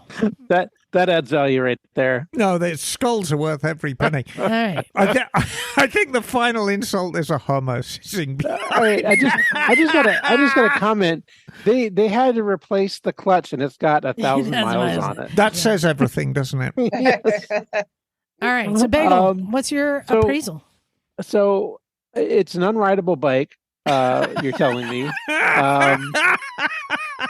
Hey, come on, man! Somebody has ridden it in 13 years. Somebody has ridden it 1,000 miles. Some brave soul has done 1,000 miles in 13 years. Remember, you may recall, done that job. I also built a custom chopper, somewhat like this. So, and how many miles did you ride it? Not that many. There you go. But, exactly. But so I do appreciate the art of chopper building. I'm not making fun. So, Bagel, what is your appraisal? This one I think has got to be appraised a lot less than the previous custom chopper, because the previous one had so much sculpting and work done to it that made it look like a really unique machine. This kind of looks like something that somebody's just stretched and bolted stuff onto. I'm going to appraise this at like $9,000, being generous, maybe. Okay, Amy, high, low, or spot on? I think he's pretty close. I would say he's very close. I would say maybe 12.5. Well, they're asking $74.99. Right. Ah. And the real tragedy is that bike would have cost a fortune to build. It's probably got a $5,000 paint job on it. It cost me $25,000 to build my chopper. Right. Yeah. But there's just, there's no value in these things on the used market. And that's why it's interesting. The prices are all over the board. And to somebody who's not that familiar, those prices. Right. Well, but this one, they're lower than what's expected. I think they're just, but it's also pictures are on a car lot. So I was going to say, I think the real thing here, somebody's God almighty. Liza. All right. Emma, it's your turn. This up next is a 1965 BMW R60/2 Custom. This is a show quality custom build. Everything on the bike is new, restored, or in mint condition. Fresh paint, new chassis bearings, new engine, transmission, and bevel drive bearings, new pistons, powertrain, complete restoration, new rubber items, cables, Corbin leather seat, fenders, all work performed by Scotty's Workshop. Oh, God. Very Recent interesting. winner of the first place award for custom class at the ARMA Classic Monterey Moto Fest Oh, 2023. And fancy. where's that picture taken, Emma? That's on the lawn at the Quail. That is the Quail. So, Emma, what we have here is a customized BMW R62. What do you think that is worth if you had to appraise it? So, I'm quite familiar with 62s, and if it was stock and in perfect condition, I'd say it could be a $16,000 motorcycle, but it's not. It's customized, and dear God, is ugly. I'm not even sure what you call this style. Schwarz. I mean, I'm sure there's a lot of black lacquer on that bike, but Oh, yes. everything is black lacquer. Oh, God. Come on, Emma, you got to appraise it. 10. 10's all the money for that thing. All It's right. got to be. Amy, is she high, low, or spot on? Man, these bikes are tough too because God, it's ugly. beans at one. I mean, for Yeah. just because it's And it it's can, and it was built at a winner. respectable shop. Scotty's is a well-known place. oh yeah, I would think just based on even though it's not appealing, I agree, and they did modify it. It's I'm gonna someone's say vision, that- isn't it? This is a tough one, really, because you're taking a very unique niche here. I'm going to say that it just based on who built it, where it's at, and that it's one. I'm going to say that it would be come in higher than So- the 10. And then I'm going to say you are correct once again, based upon their asking price of $30,000. Wow. Emma just fell over. All right, let's keep it going. All right, Bagel, you're up. We All have right. another Uh. BMW, or as Emma likes to call it, BMW. Oh, my. this one is a 2007 BMW R1200 RT custom naked military style. This started out as a standard R1200 RT sport bike. This bike has only 31,000 miles. You know these motors will last 100,000 plus. Appearance has been heavily modified, drivetrain not modified. I have owned many bikes, and this one turns heads and gets more positive comments than any other I have owned.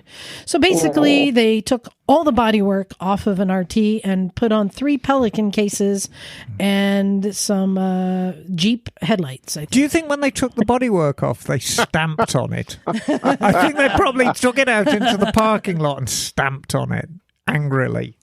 Well, let me just say, appraise it, Bagel. I just got to start by saying that we got to go back to the segment about the bikes as actors. This would be Jeff Goldblum in The Fly after we started changing. Exactly. I'm sorry. This bike is ugly. Oh my God, And you it has nailed a it with Jeff GT base on Goldblum it. in The I Fly. mean, those right. those headlights. I mean, I'm sure they're bright, but oh my God, they look disproportionately huge and high up on that bike. The way And it they're does have mounted. dual sport tires on it. Yeah, it's got some very chunky tires on it. I don't know how good the handling is going to be with those. Okay, come on, Bagel. Appraise it. And it's a 2007, so 2007. it's 16 years old. I'm going to say this bike is worth. Emma, quit $4 watching grand. videos. We're doing a podcast. No, I'm trying to find how much that bike went for. I'm going to say $4 grand. All right, Amy. Really? High, low, or spot on? This is definitely like somebody who wants to live off grid. would love this comfortable off-road bike, right? No, I think so. Yeah. It's definitely Mad Max style. Sure. Yeah. I'm For going to $4,000. say 4 is a little low. I think stock, they were probably around 8 or 9 grand in '07. So I would say probably closer to 8 or 9. And that might be too low. Well, they're asking 68. Okay. So yeah. Oh, okay, So 7. 6,800. You're Kinda right. 6,800. You were right. Okay. All right, Emma. Oh, God. Oh, God, look at that poor Triumph. All right, so Emma, you have a No. Triumph. Come on, Look You at found the some color good of ones. that. calm Hey. down. Hold on. It's got the brown leather. Hold on. Oh, he's got a I satchel do on. like brown leather. Okay. It's got brown leather fork stations. Oh, no. What have they done? It could only be better if they had painted it poo brown. Oh, God. All right. It needs... All right. Emma, calm down. I have to read the description. I can't All right, help what we it. have here is a Triumph Bonneville T120 custom cafe racer build. And this is just fully serviced and road ready. Everything works, runs great. Exhaust pipes sound mean.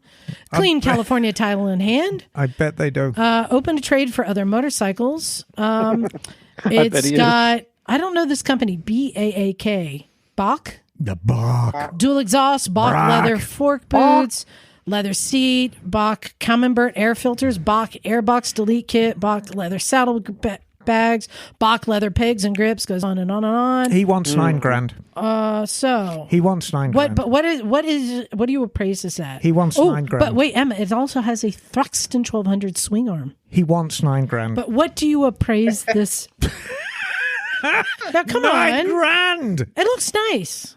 He wants 9 grand. I mean, What you know- what are you appraising it at? Yes. Well, my mental calculator is saying, how much would it cost me to make that look like a decent Bonneville? But what are you appraising it at? Your job is as an appraiser. Oh, I see. Right. Okay, well, I'll go a little bit low then. I'll go 8. 8. All right. Amy, high, low, or spot on? I think she's spot on this one. Well, I guess we'll have to wait and see because they're asking 13,000. Yes, they're asking 30. And this, and you know, the takeaway, are we done with these now? No, Oh, God. we're not done yet Oh, come on. because I had to bring a scooter in. Now we're going to start getting interesting. All right. Oh my. God. Is that an appliance? Okay. It's a ruckus. What we have Oh here my is a gosh. custom GY6 ruckus. Ruckus. Owner says, I'm selling this GY6. It is an 04 Honda frame with a 150cc GY6 engine and a bunch of custom parts. It's been stretched, lowered, and has fatty back tire. It runs good and goes about 60 miles per hour. I still drive it to work once a week just to keep the fluids moving. It is fully registered. Please don't lowball me. Do the math first. I know the what I've cost got. for a used ruckus plus all the custom parts on the bike, along with a nice paint job and the time it takes to put it all together. So there's no way I'm going to take less than what I have into it. All right, Bagel. What are you appraising? They're This- asking 5 grand. Stretched ruckus.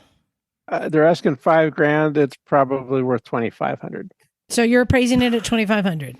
Yes. Okay. All right, Amy. High, low, or spot on. I think he's going to be pretty close, but I agree that just from the way the ad's written, he's very proud of that bike. I And- know what I've got. I know, right? So I'm going to say No it's probably balls. priced around. I was thinking 6,000 when I first looked at it, knowing that it's not worth that. But so I Oh, agree we are with being Bagel. so judgy today, aren't we? It's awful. So, but what? So you think that his appraisal is fair? Yes. All right. So yeah, they're asking 5 grand for it because that's how much it That's costs to build. Yep. But yeah, 5 grand. But Okay. they'll And I get tell you 25 for it what, if they're if you lucky. spend 5 grand on that and pull up into any parking lot at bike night, I think there'd be more people around that bike than anywhere else. all right. Well, let's get a little bit weirder. Emma, it's your turn. Oh, God. Oh, no. What? All right.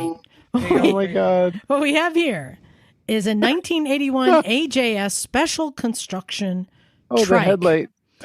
This is a trike with a late 50s 392 Chrysler Hemi motor, auto transmission, radiator with 2 electric fans in rear with hoses going through frame on both sides. Runs awesome. Lights and turn signals work, and the brake lights work too. It also has a brass headlight from a 1920s fire engine. Oh my God. I got it. So, first off, let's talk about the Cab color. over transmission design. Emma, what do you think about the color choices?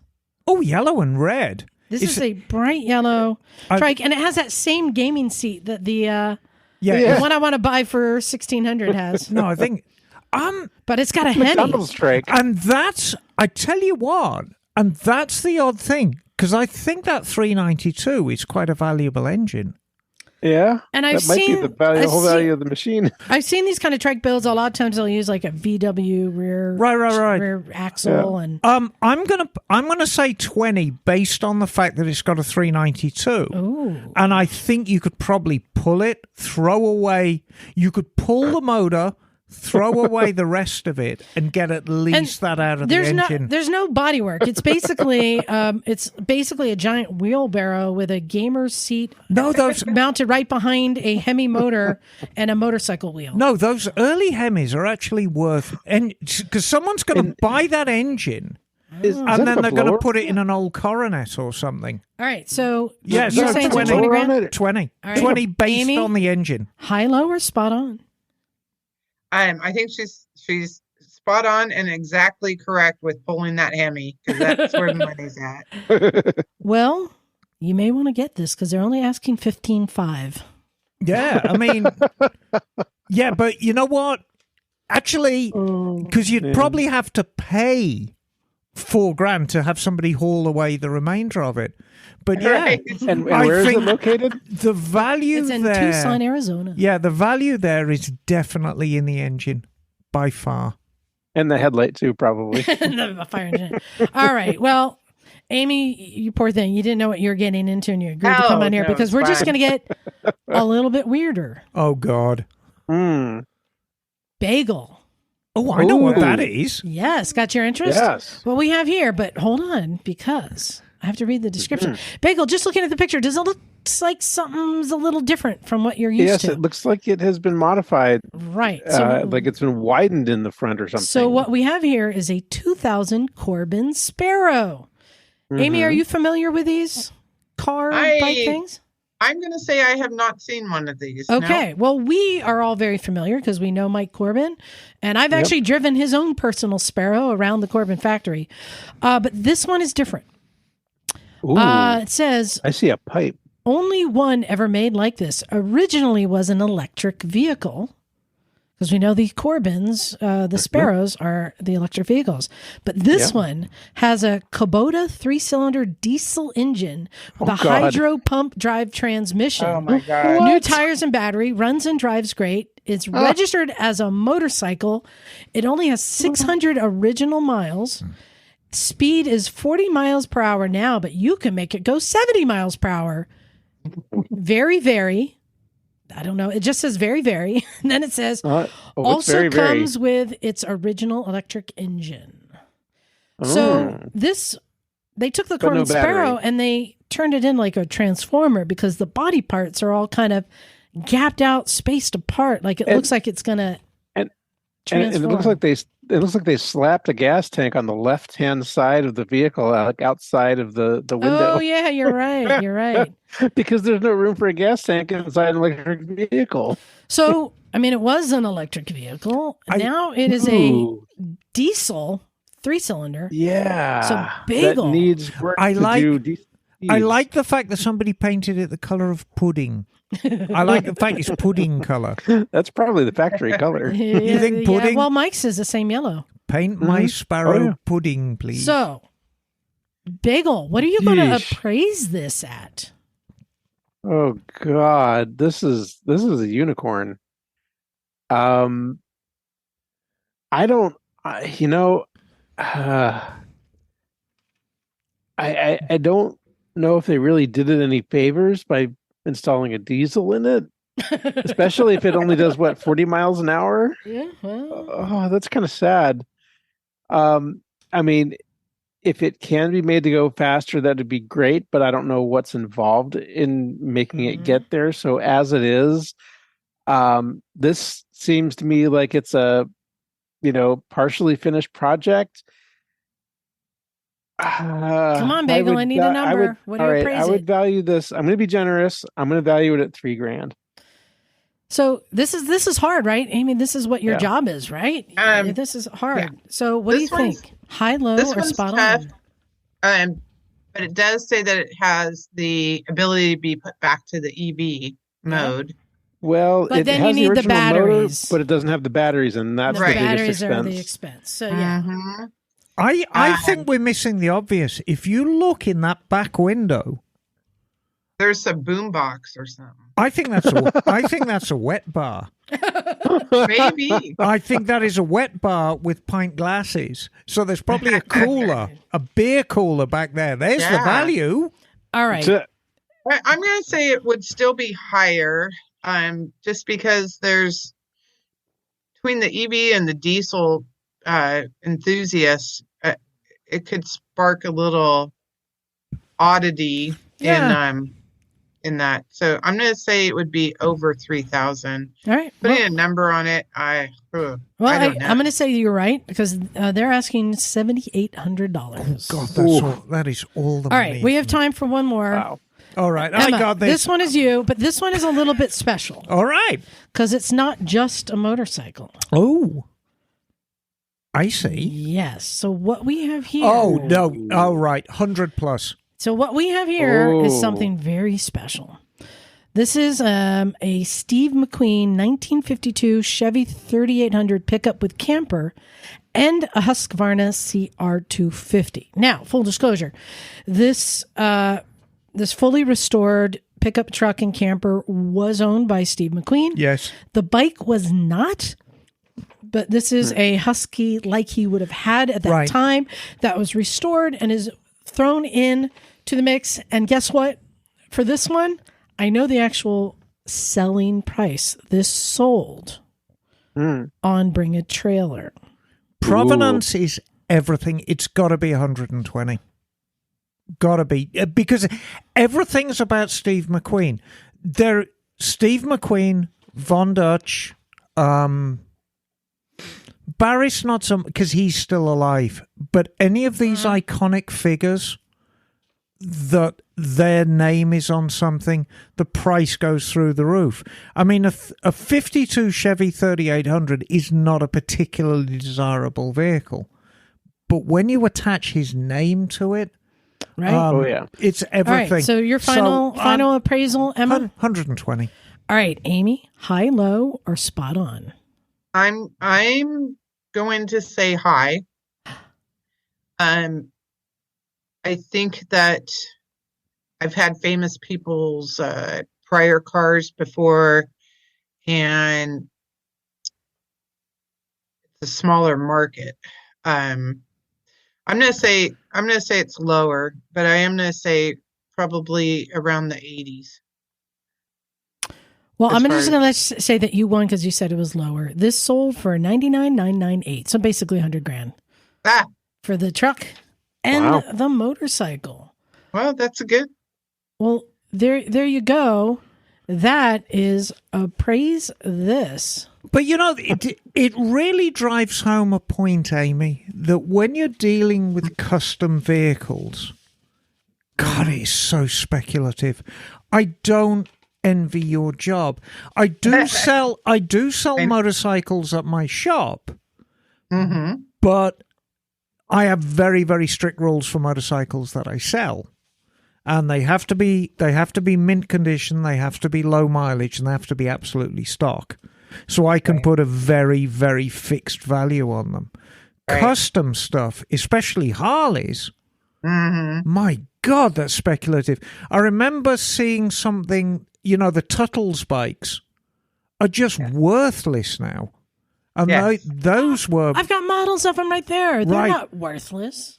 But now they are. No, because they were on TV. They are not worthless. Well, what say you on that?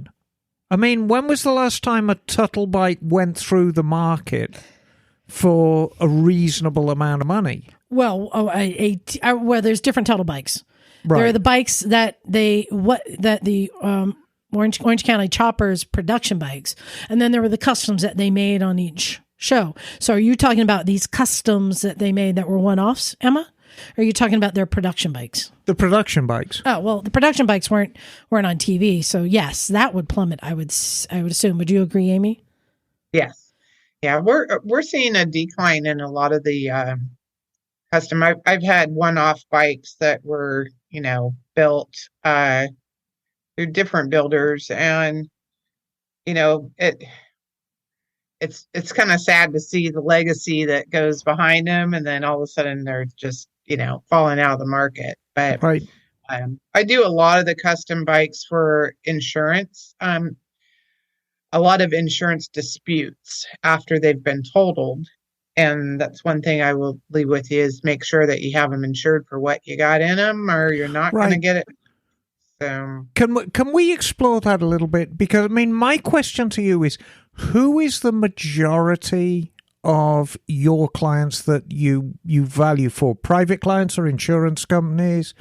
I mainly represent the private sector. So a lot of the motorcycles are ones that I get called in a lot for arbitration for total loss disputes. Right.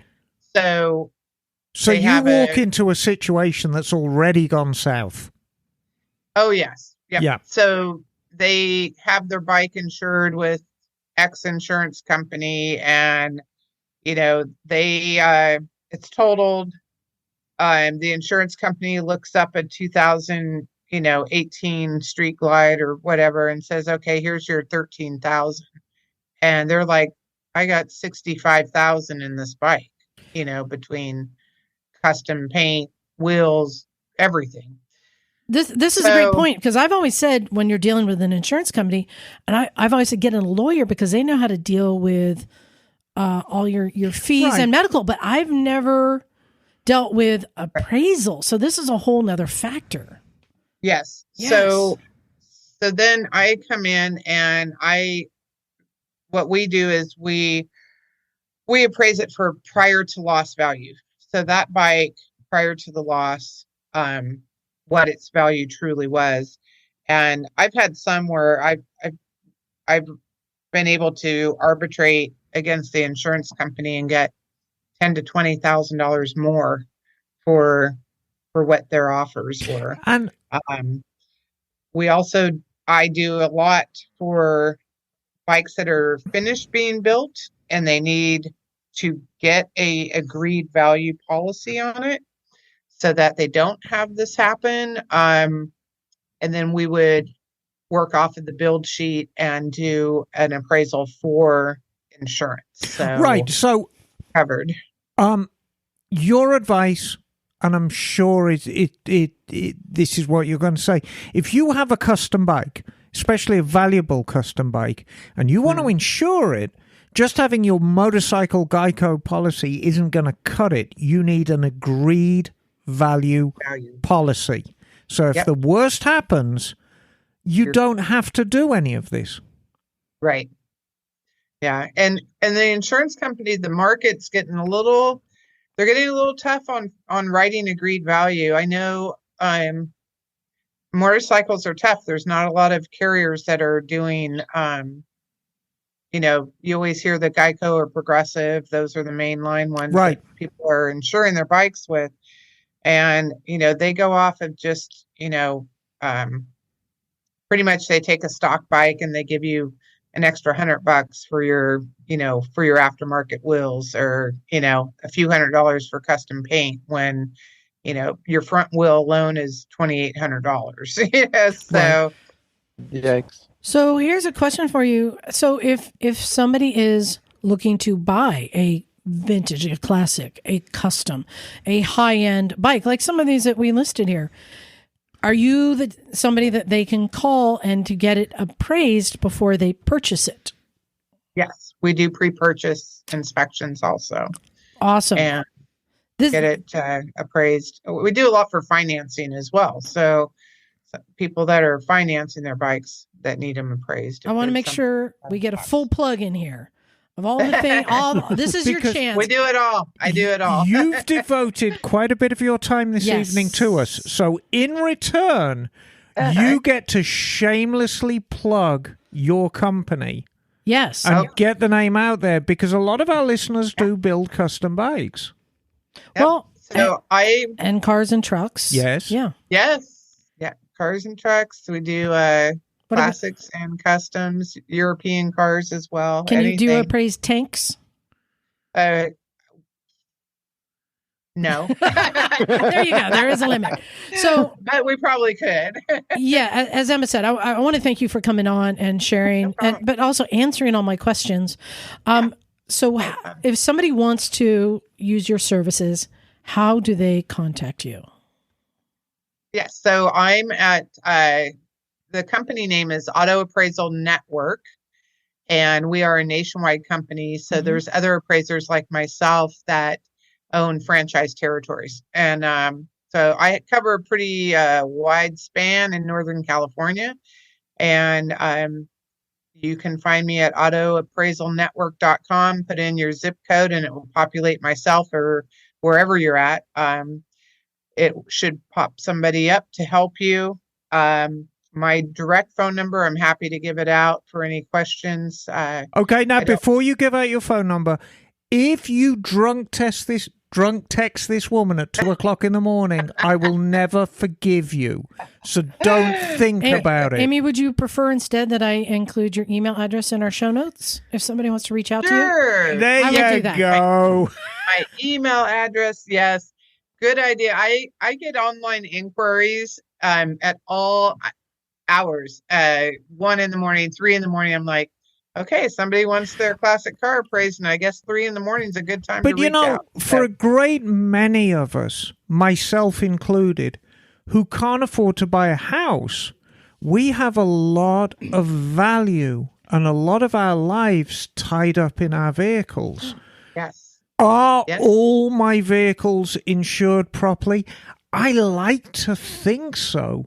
Most of my bikes are stock, so I don't think I'd have a problem. But yeah, I mean, there are gaps. And if there are gaps, you need these things appraised. All right, Amy, I have one more question for you. So you weren't on earlier when I was talking about a situation I got myself into, but you might know. So, Amy, if I got a speeding ticket in England, Oh, God, she won't know. and they sent me a letter saying that I need to take a safety course or that I'm going to get points on my license or penalty or fines, can they do anything to me here? I did give them I did acknowledge I was the driver of the bike. You're wondering if And I gave him my England can- California driver's license. Yes. But it was a camera, but I admitted that it was me because I didn't want the owner of the bike to get the fee. So they know it's me, and they sent me a thing saying I gotta take this class or I'm gonna get points and possibly fees. Are they linked to us? Can they do anything? If they have your California license number, Yeah. that would possibly be the link internationally. The letter came from England, though, correct? Yes. Oof. And it's not something you want to walk into California DMV and ask. No. Because they might say, well, of course you do. Right. I suggested to Liza it's going to be a learning experience that she can take an English driver's ed course. Right, but I'm just curious. Internationally, DMVs don't communicate. They don't network, right? I never thought they did. Now, the only thing I would say, Well, I wouldn't worry about it unless you were notified by California DMV. Okay. yeah, and I don't think there's any reciprocity between the UK's version of the DMV and the California DMV. I don't think that's where the danger lies. Like, I don't think you're going to get points on your California license. Bagel thinks they're going to ban me from coming back into the country. But I think they absolutely could, because you're a scofflaw at that point. You've admitted to violating the law, and you are It's not a felony. Doesn't matter. You are still not fulfilling your obligation to the English legal system, Liza. You know, if I was a border patrol guard, I wouldn't let Liza in any country. Well, yeah, there you go. Well, Amy, Because who thank knows you. what other laws you're going to break when you come back in. Thank you so much for Yeah, coming on and thank answering you. questions. Yeah, if you can put my contact up, that would be awesome. Yeah, I'm you happy to answer offer questions a too. whole new service that I never really thought about, but yeah, it makes sense. I can think of a lot of reasons why I need you now. I might need to reach out myself. Yeah. Are you here locally, Bagel? You look familiar. I'm up in Oregon now. I've been up here for about 3 years. Okay. All right. Yeah, you've probably seen his face on America's Most Wanted a couple of times. Probably. Down at the DMV office. Quite possible, yes. I have been there before. Yeah. Well, and also big shout out, thanks to Mike for hooking us up. So Yeah, I could get cheers. these Yeah. answers. Cheers, Awesome. Mike. You're a good egg. All right. Well, Amy, we'll let you go. Thank you so Yeah, much. fun. Thank you so All much right. for having me. I really appreciate it. All right. Talk to you soon. Thanks, Ciao. Amy. Good night, Okay. Amy. Good night. Good night, guys. Okay, we're going over time, so we each get to read one email. Oh, and Emma, okay. you got a whole bunch. Yeah, I got a So bunch of them. you got to pick them. So I'll start with mine, and Bagel, you do yours, and Emma, you got to pick yours. So I have one from Gabe, and he says, "What up, Misfits? I took What all up? your advice, and I just went on a damn ride. Not only was Do it. this my first time riding a Ducati Desert X, but it was my first time riding out of state." A Ooh. huge thank you for calling out Twisted Road, by the way. The process I had was wonderful.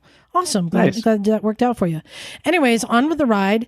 I met up with a buddy out here in Texas who happens to ride a Harley.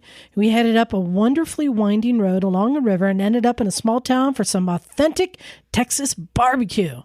On the way back, we made sure to hit the throttle a little bit. My God, was it just so fun. My legs hurt, but my heart is full. Thank you, Misfits, for keeping our lazy asses out and getting us back on the road while we still have time. P.S. This may be a fairly obvious question, but it felt like the Ducati really wanted to have specific gearing depending on my speed. Can you please tell me why that might be the case? Did you hear that question, Emma? No, I was reading my email. I know, I was waving at you.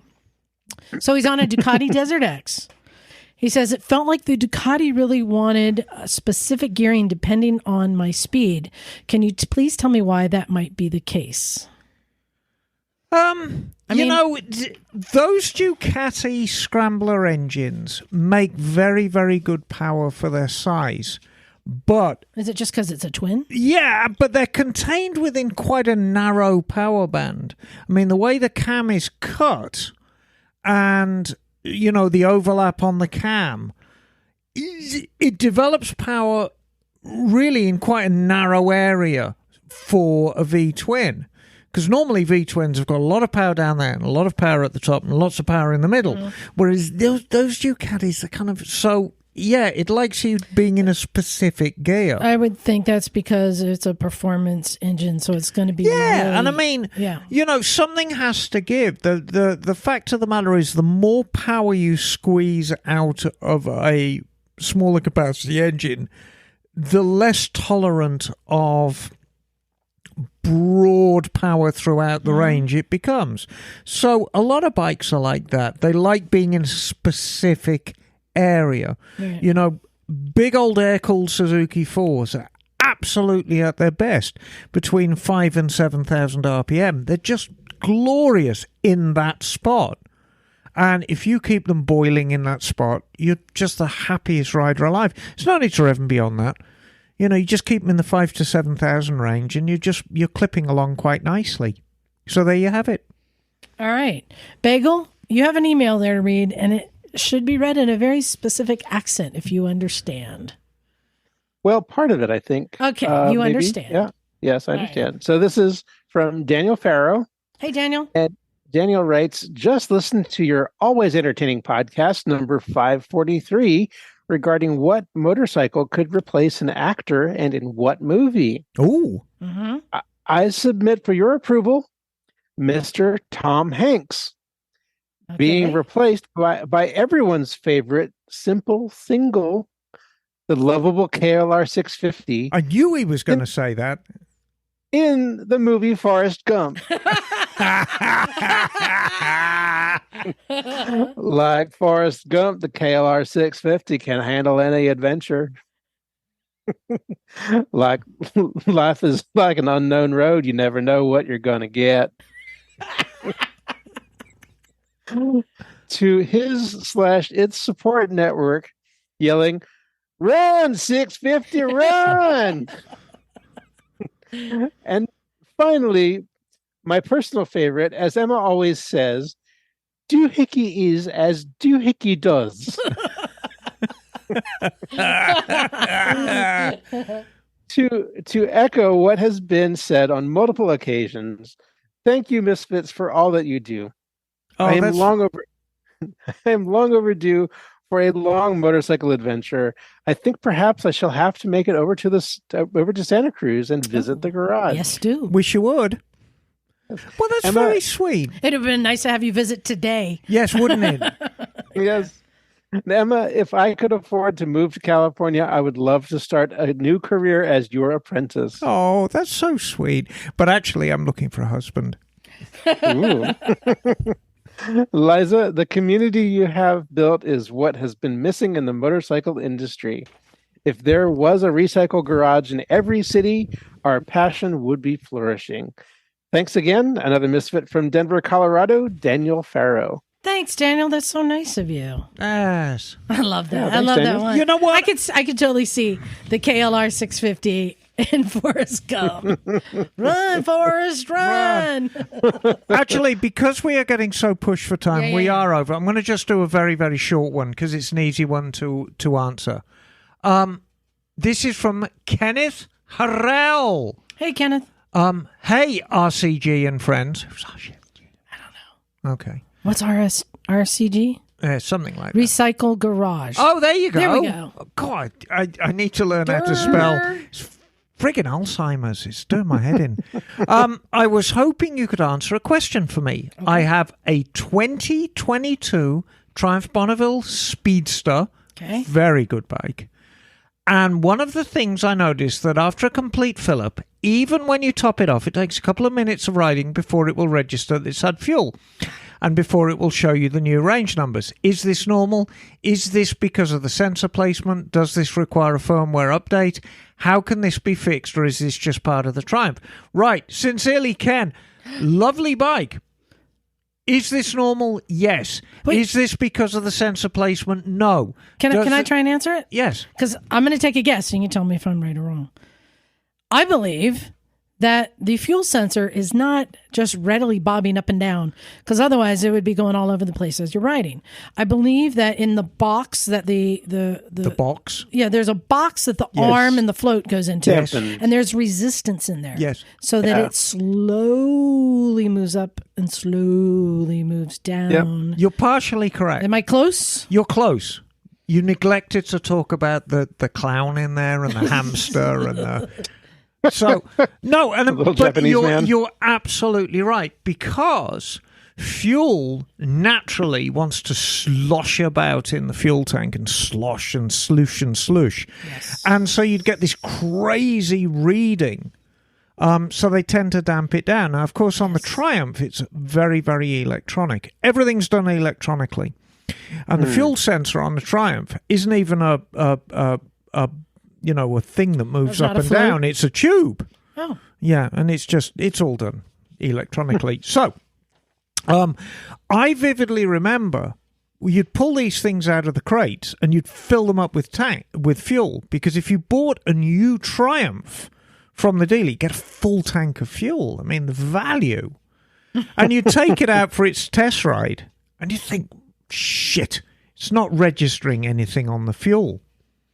And you'd ride it around, think, oh, God, I got to pull this off and hook up something on the fuel tank. And at the very last minute, it'd suddenly show a full tank.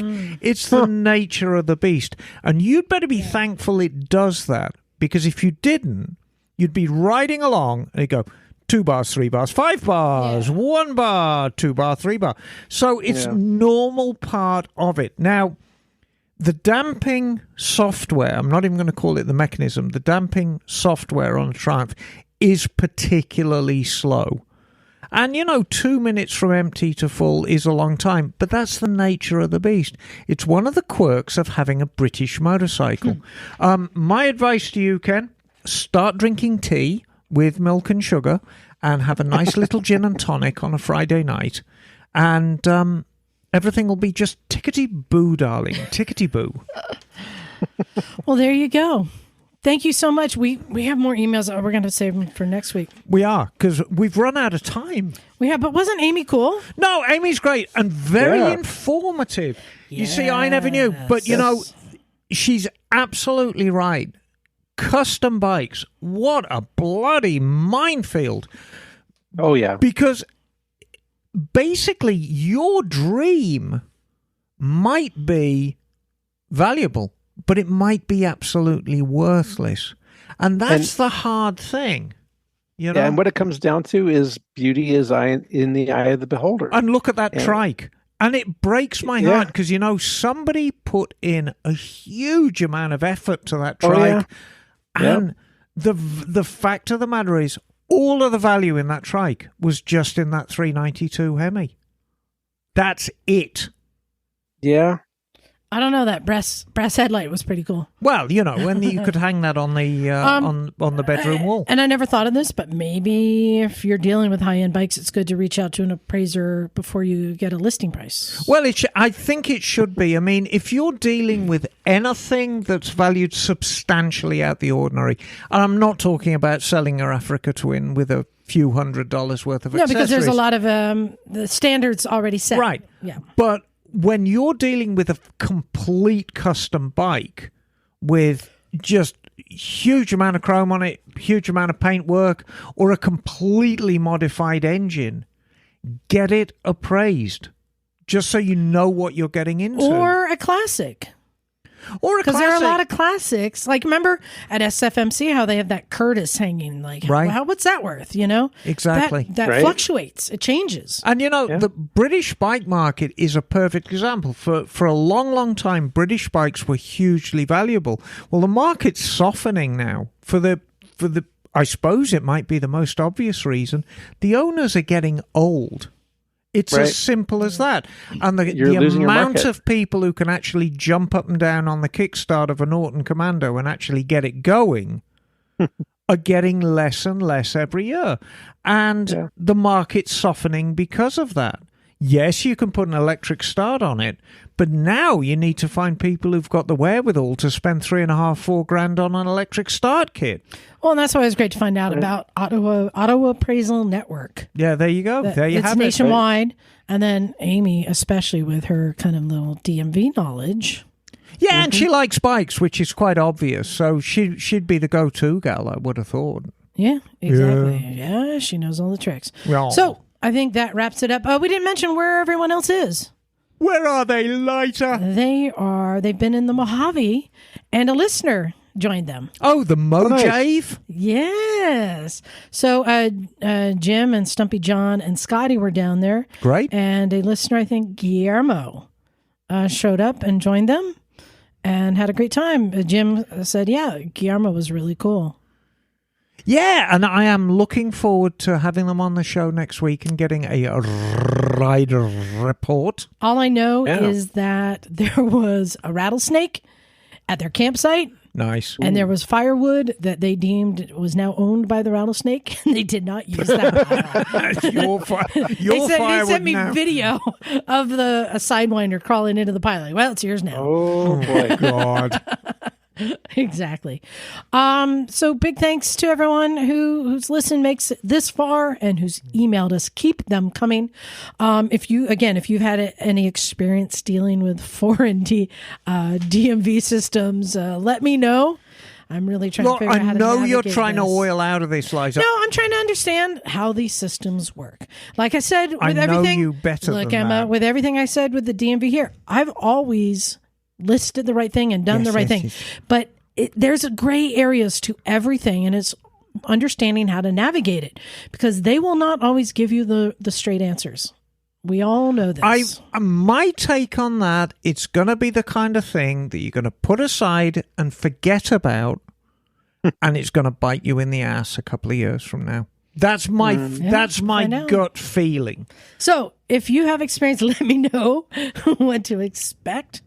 One more announcement. Yes. The T-shirts are on sale. Yay! We sold out of everything except for size extra large in the gray shirt, the most recent shirt. The gray Buy shirt. your The sweet wheelie shirt, right? Yes. Yeah, no, not the wheelie shirt. No, the big wheel shirt.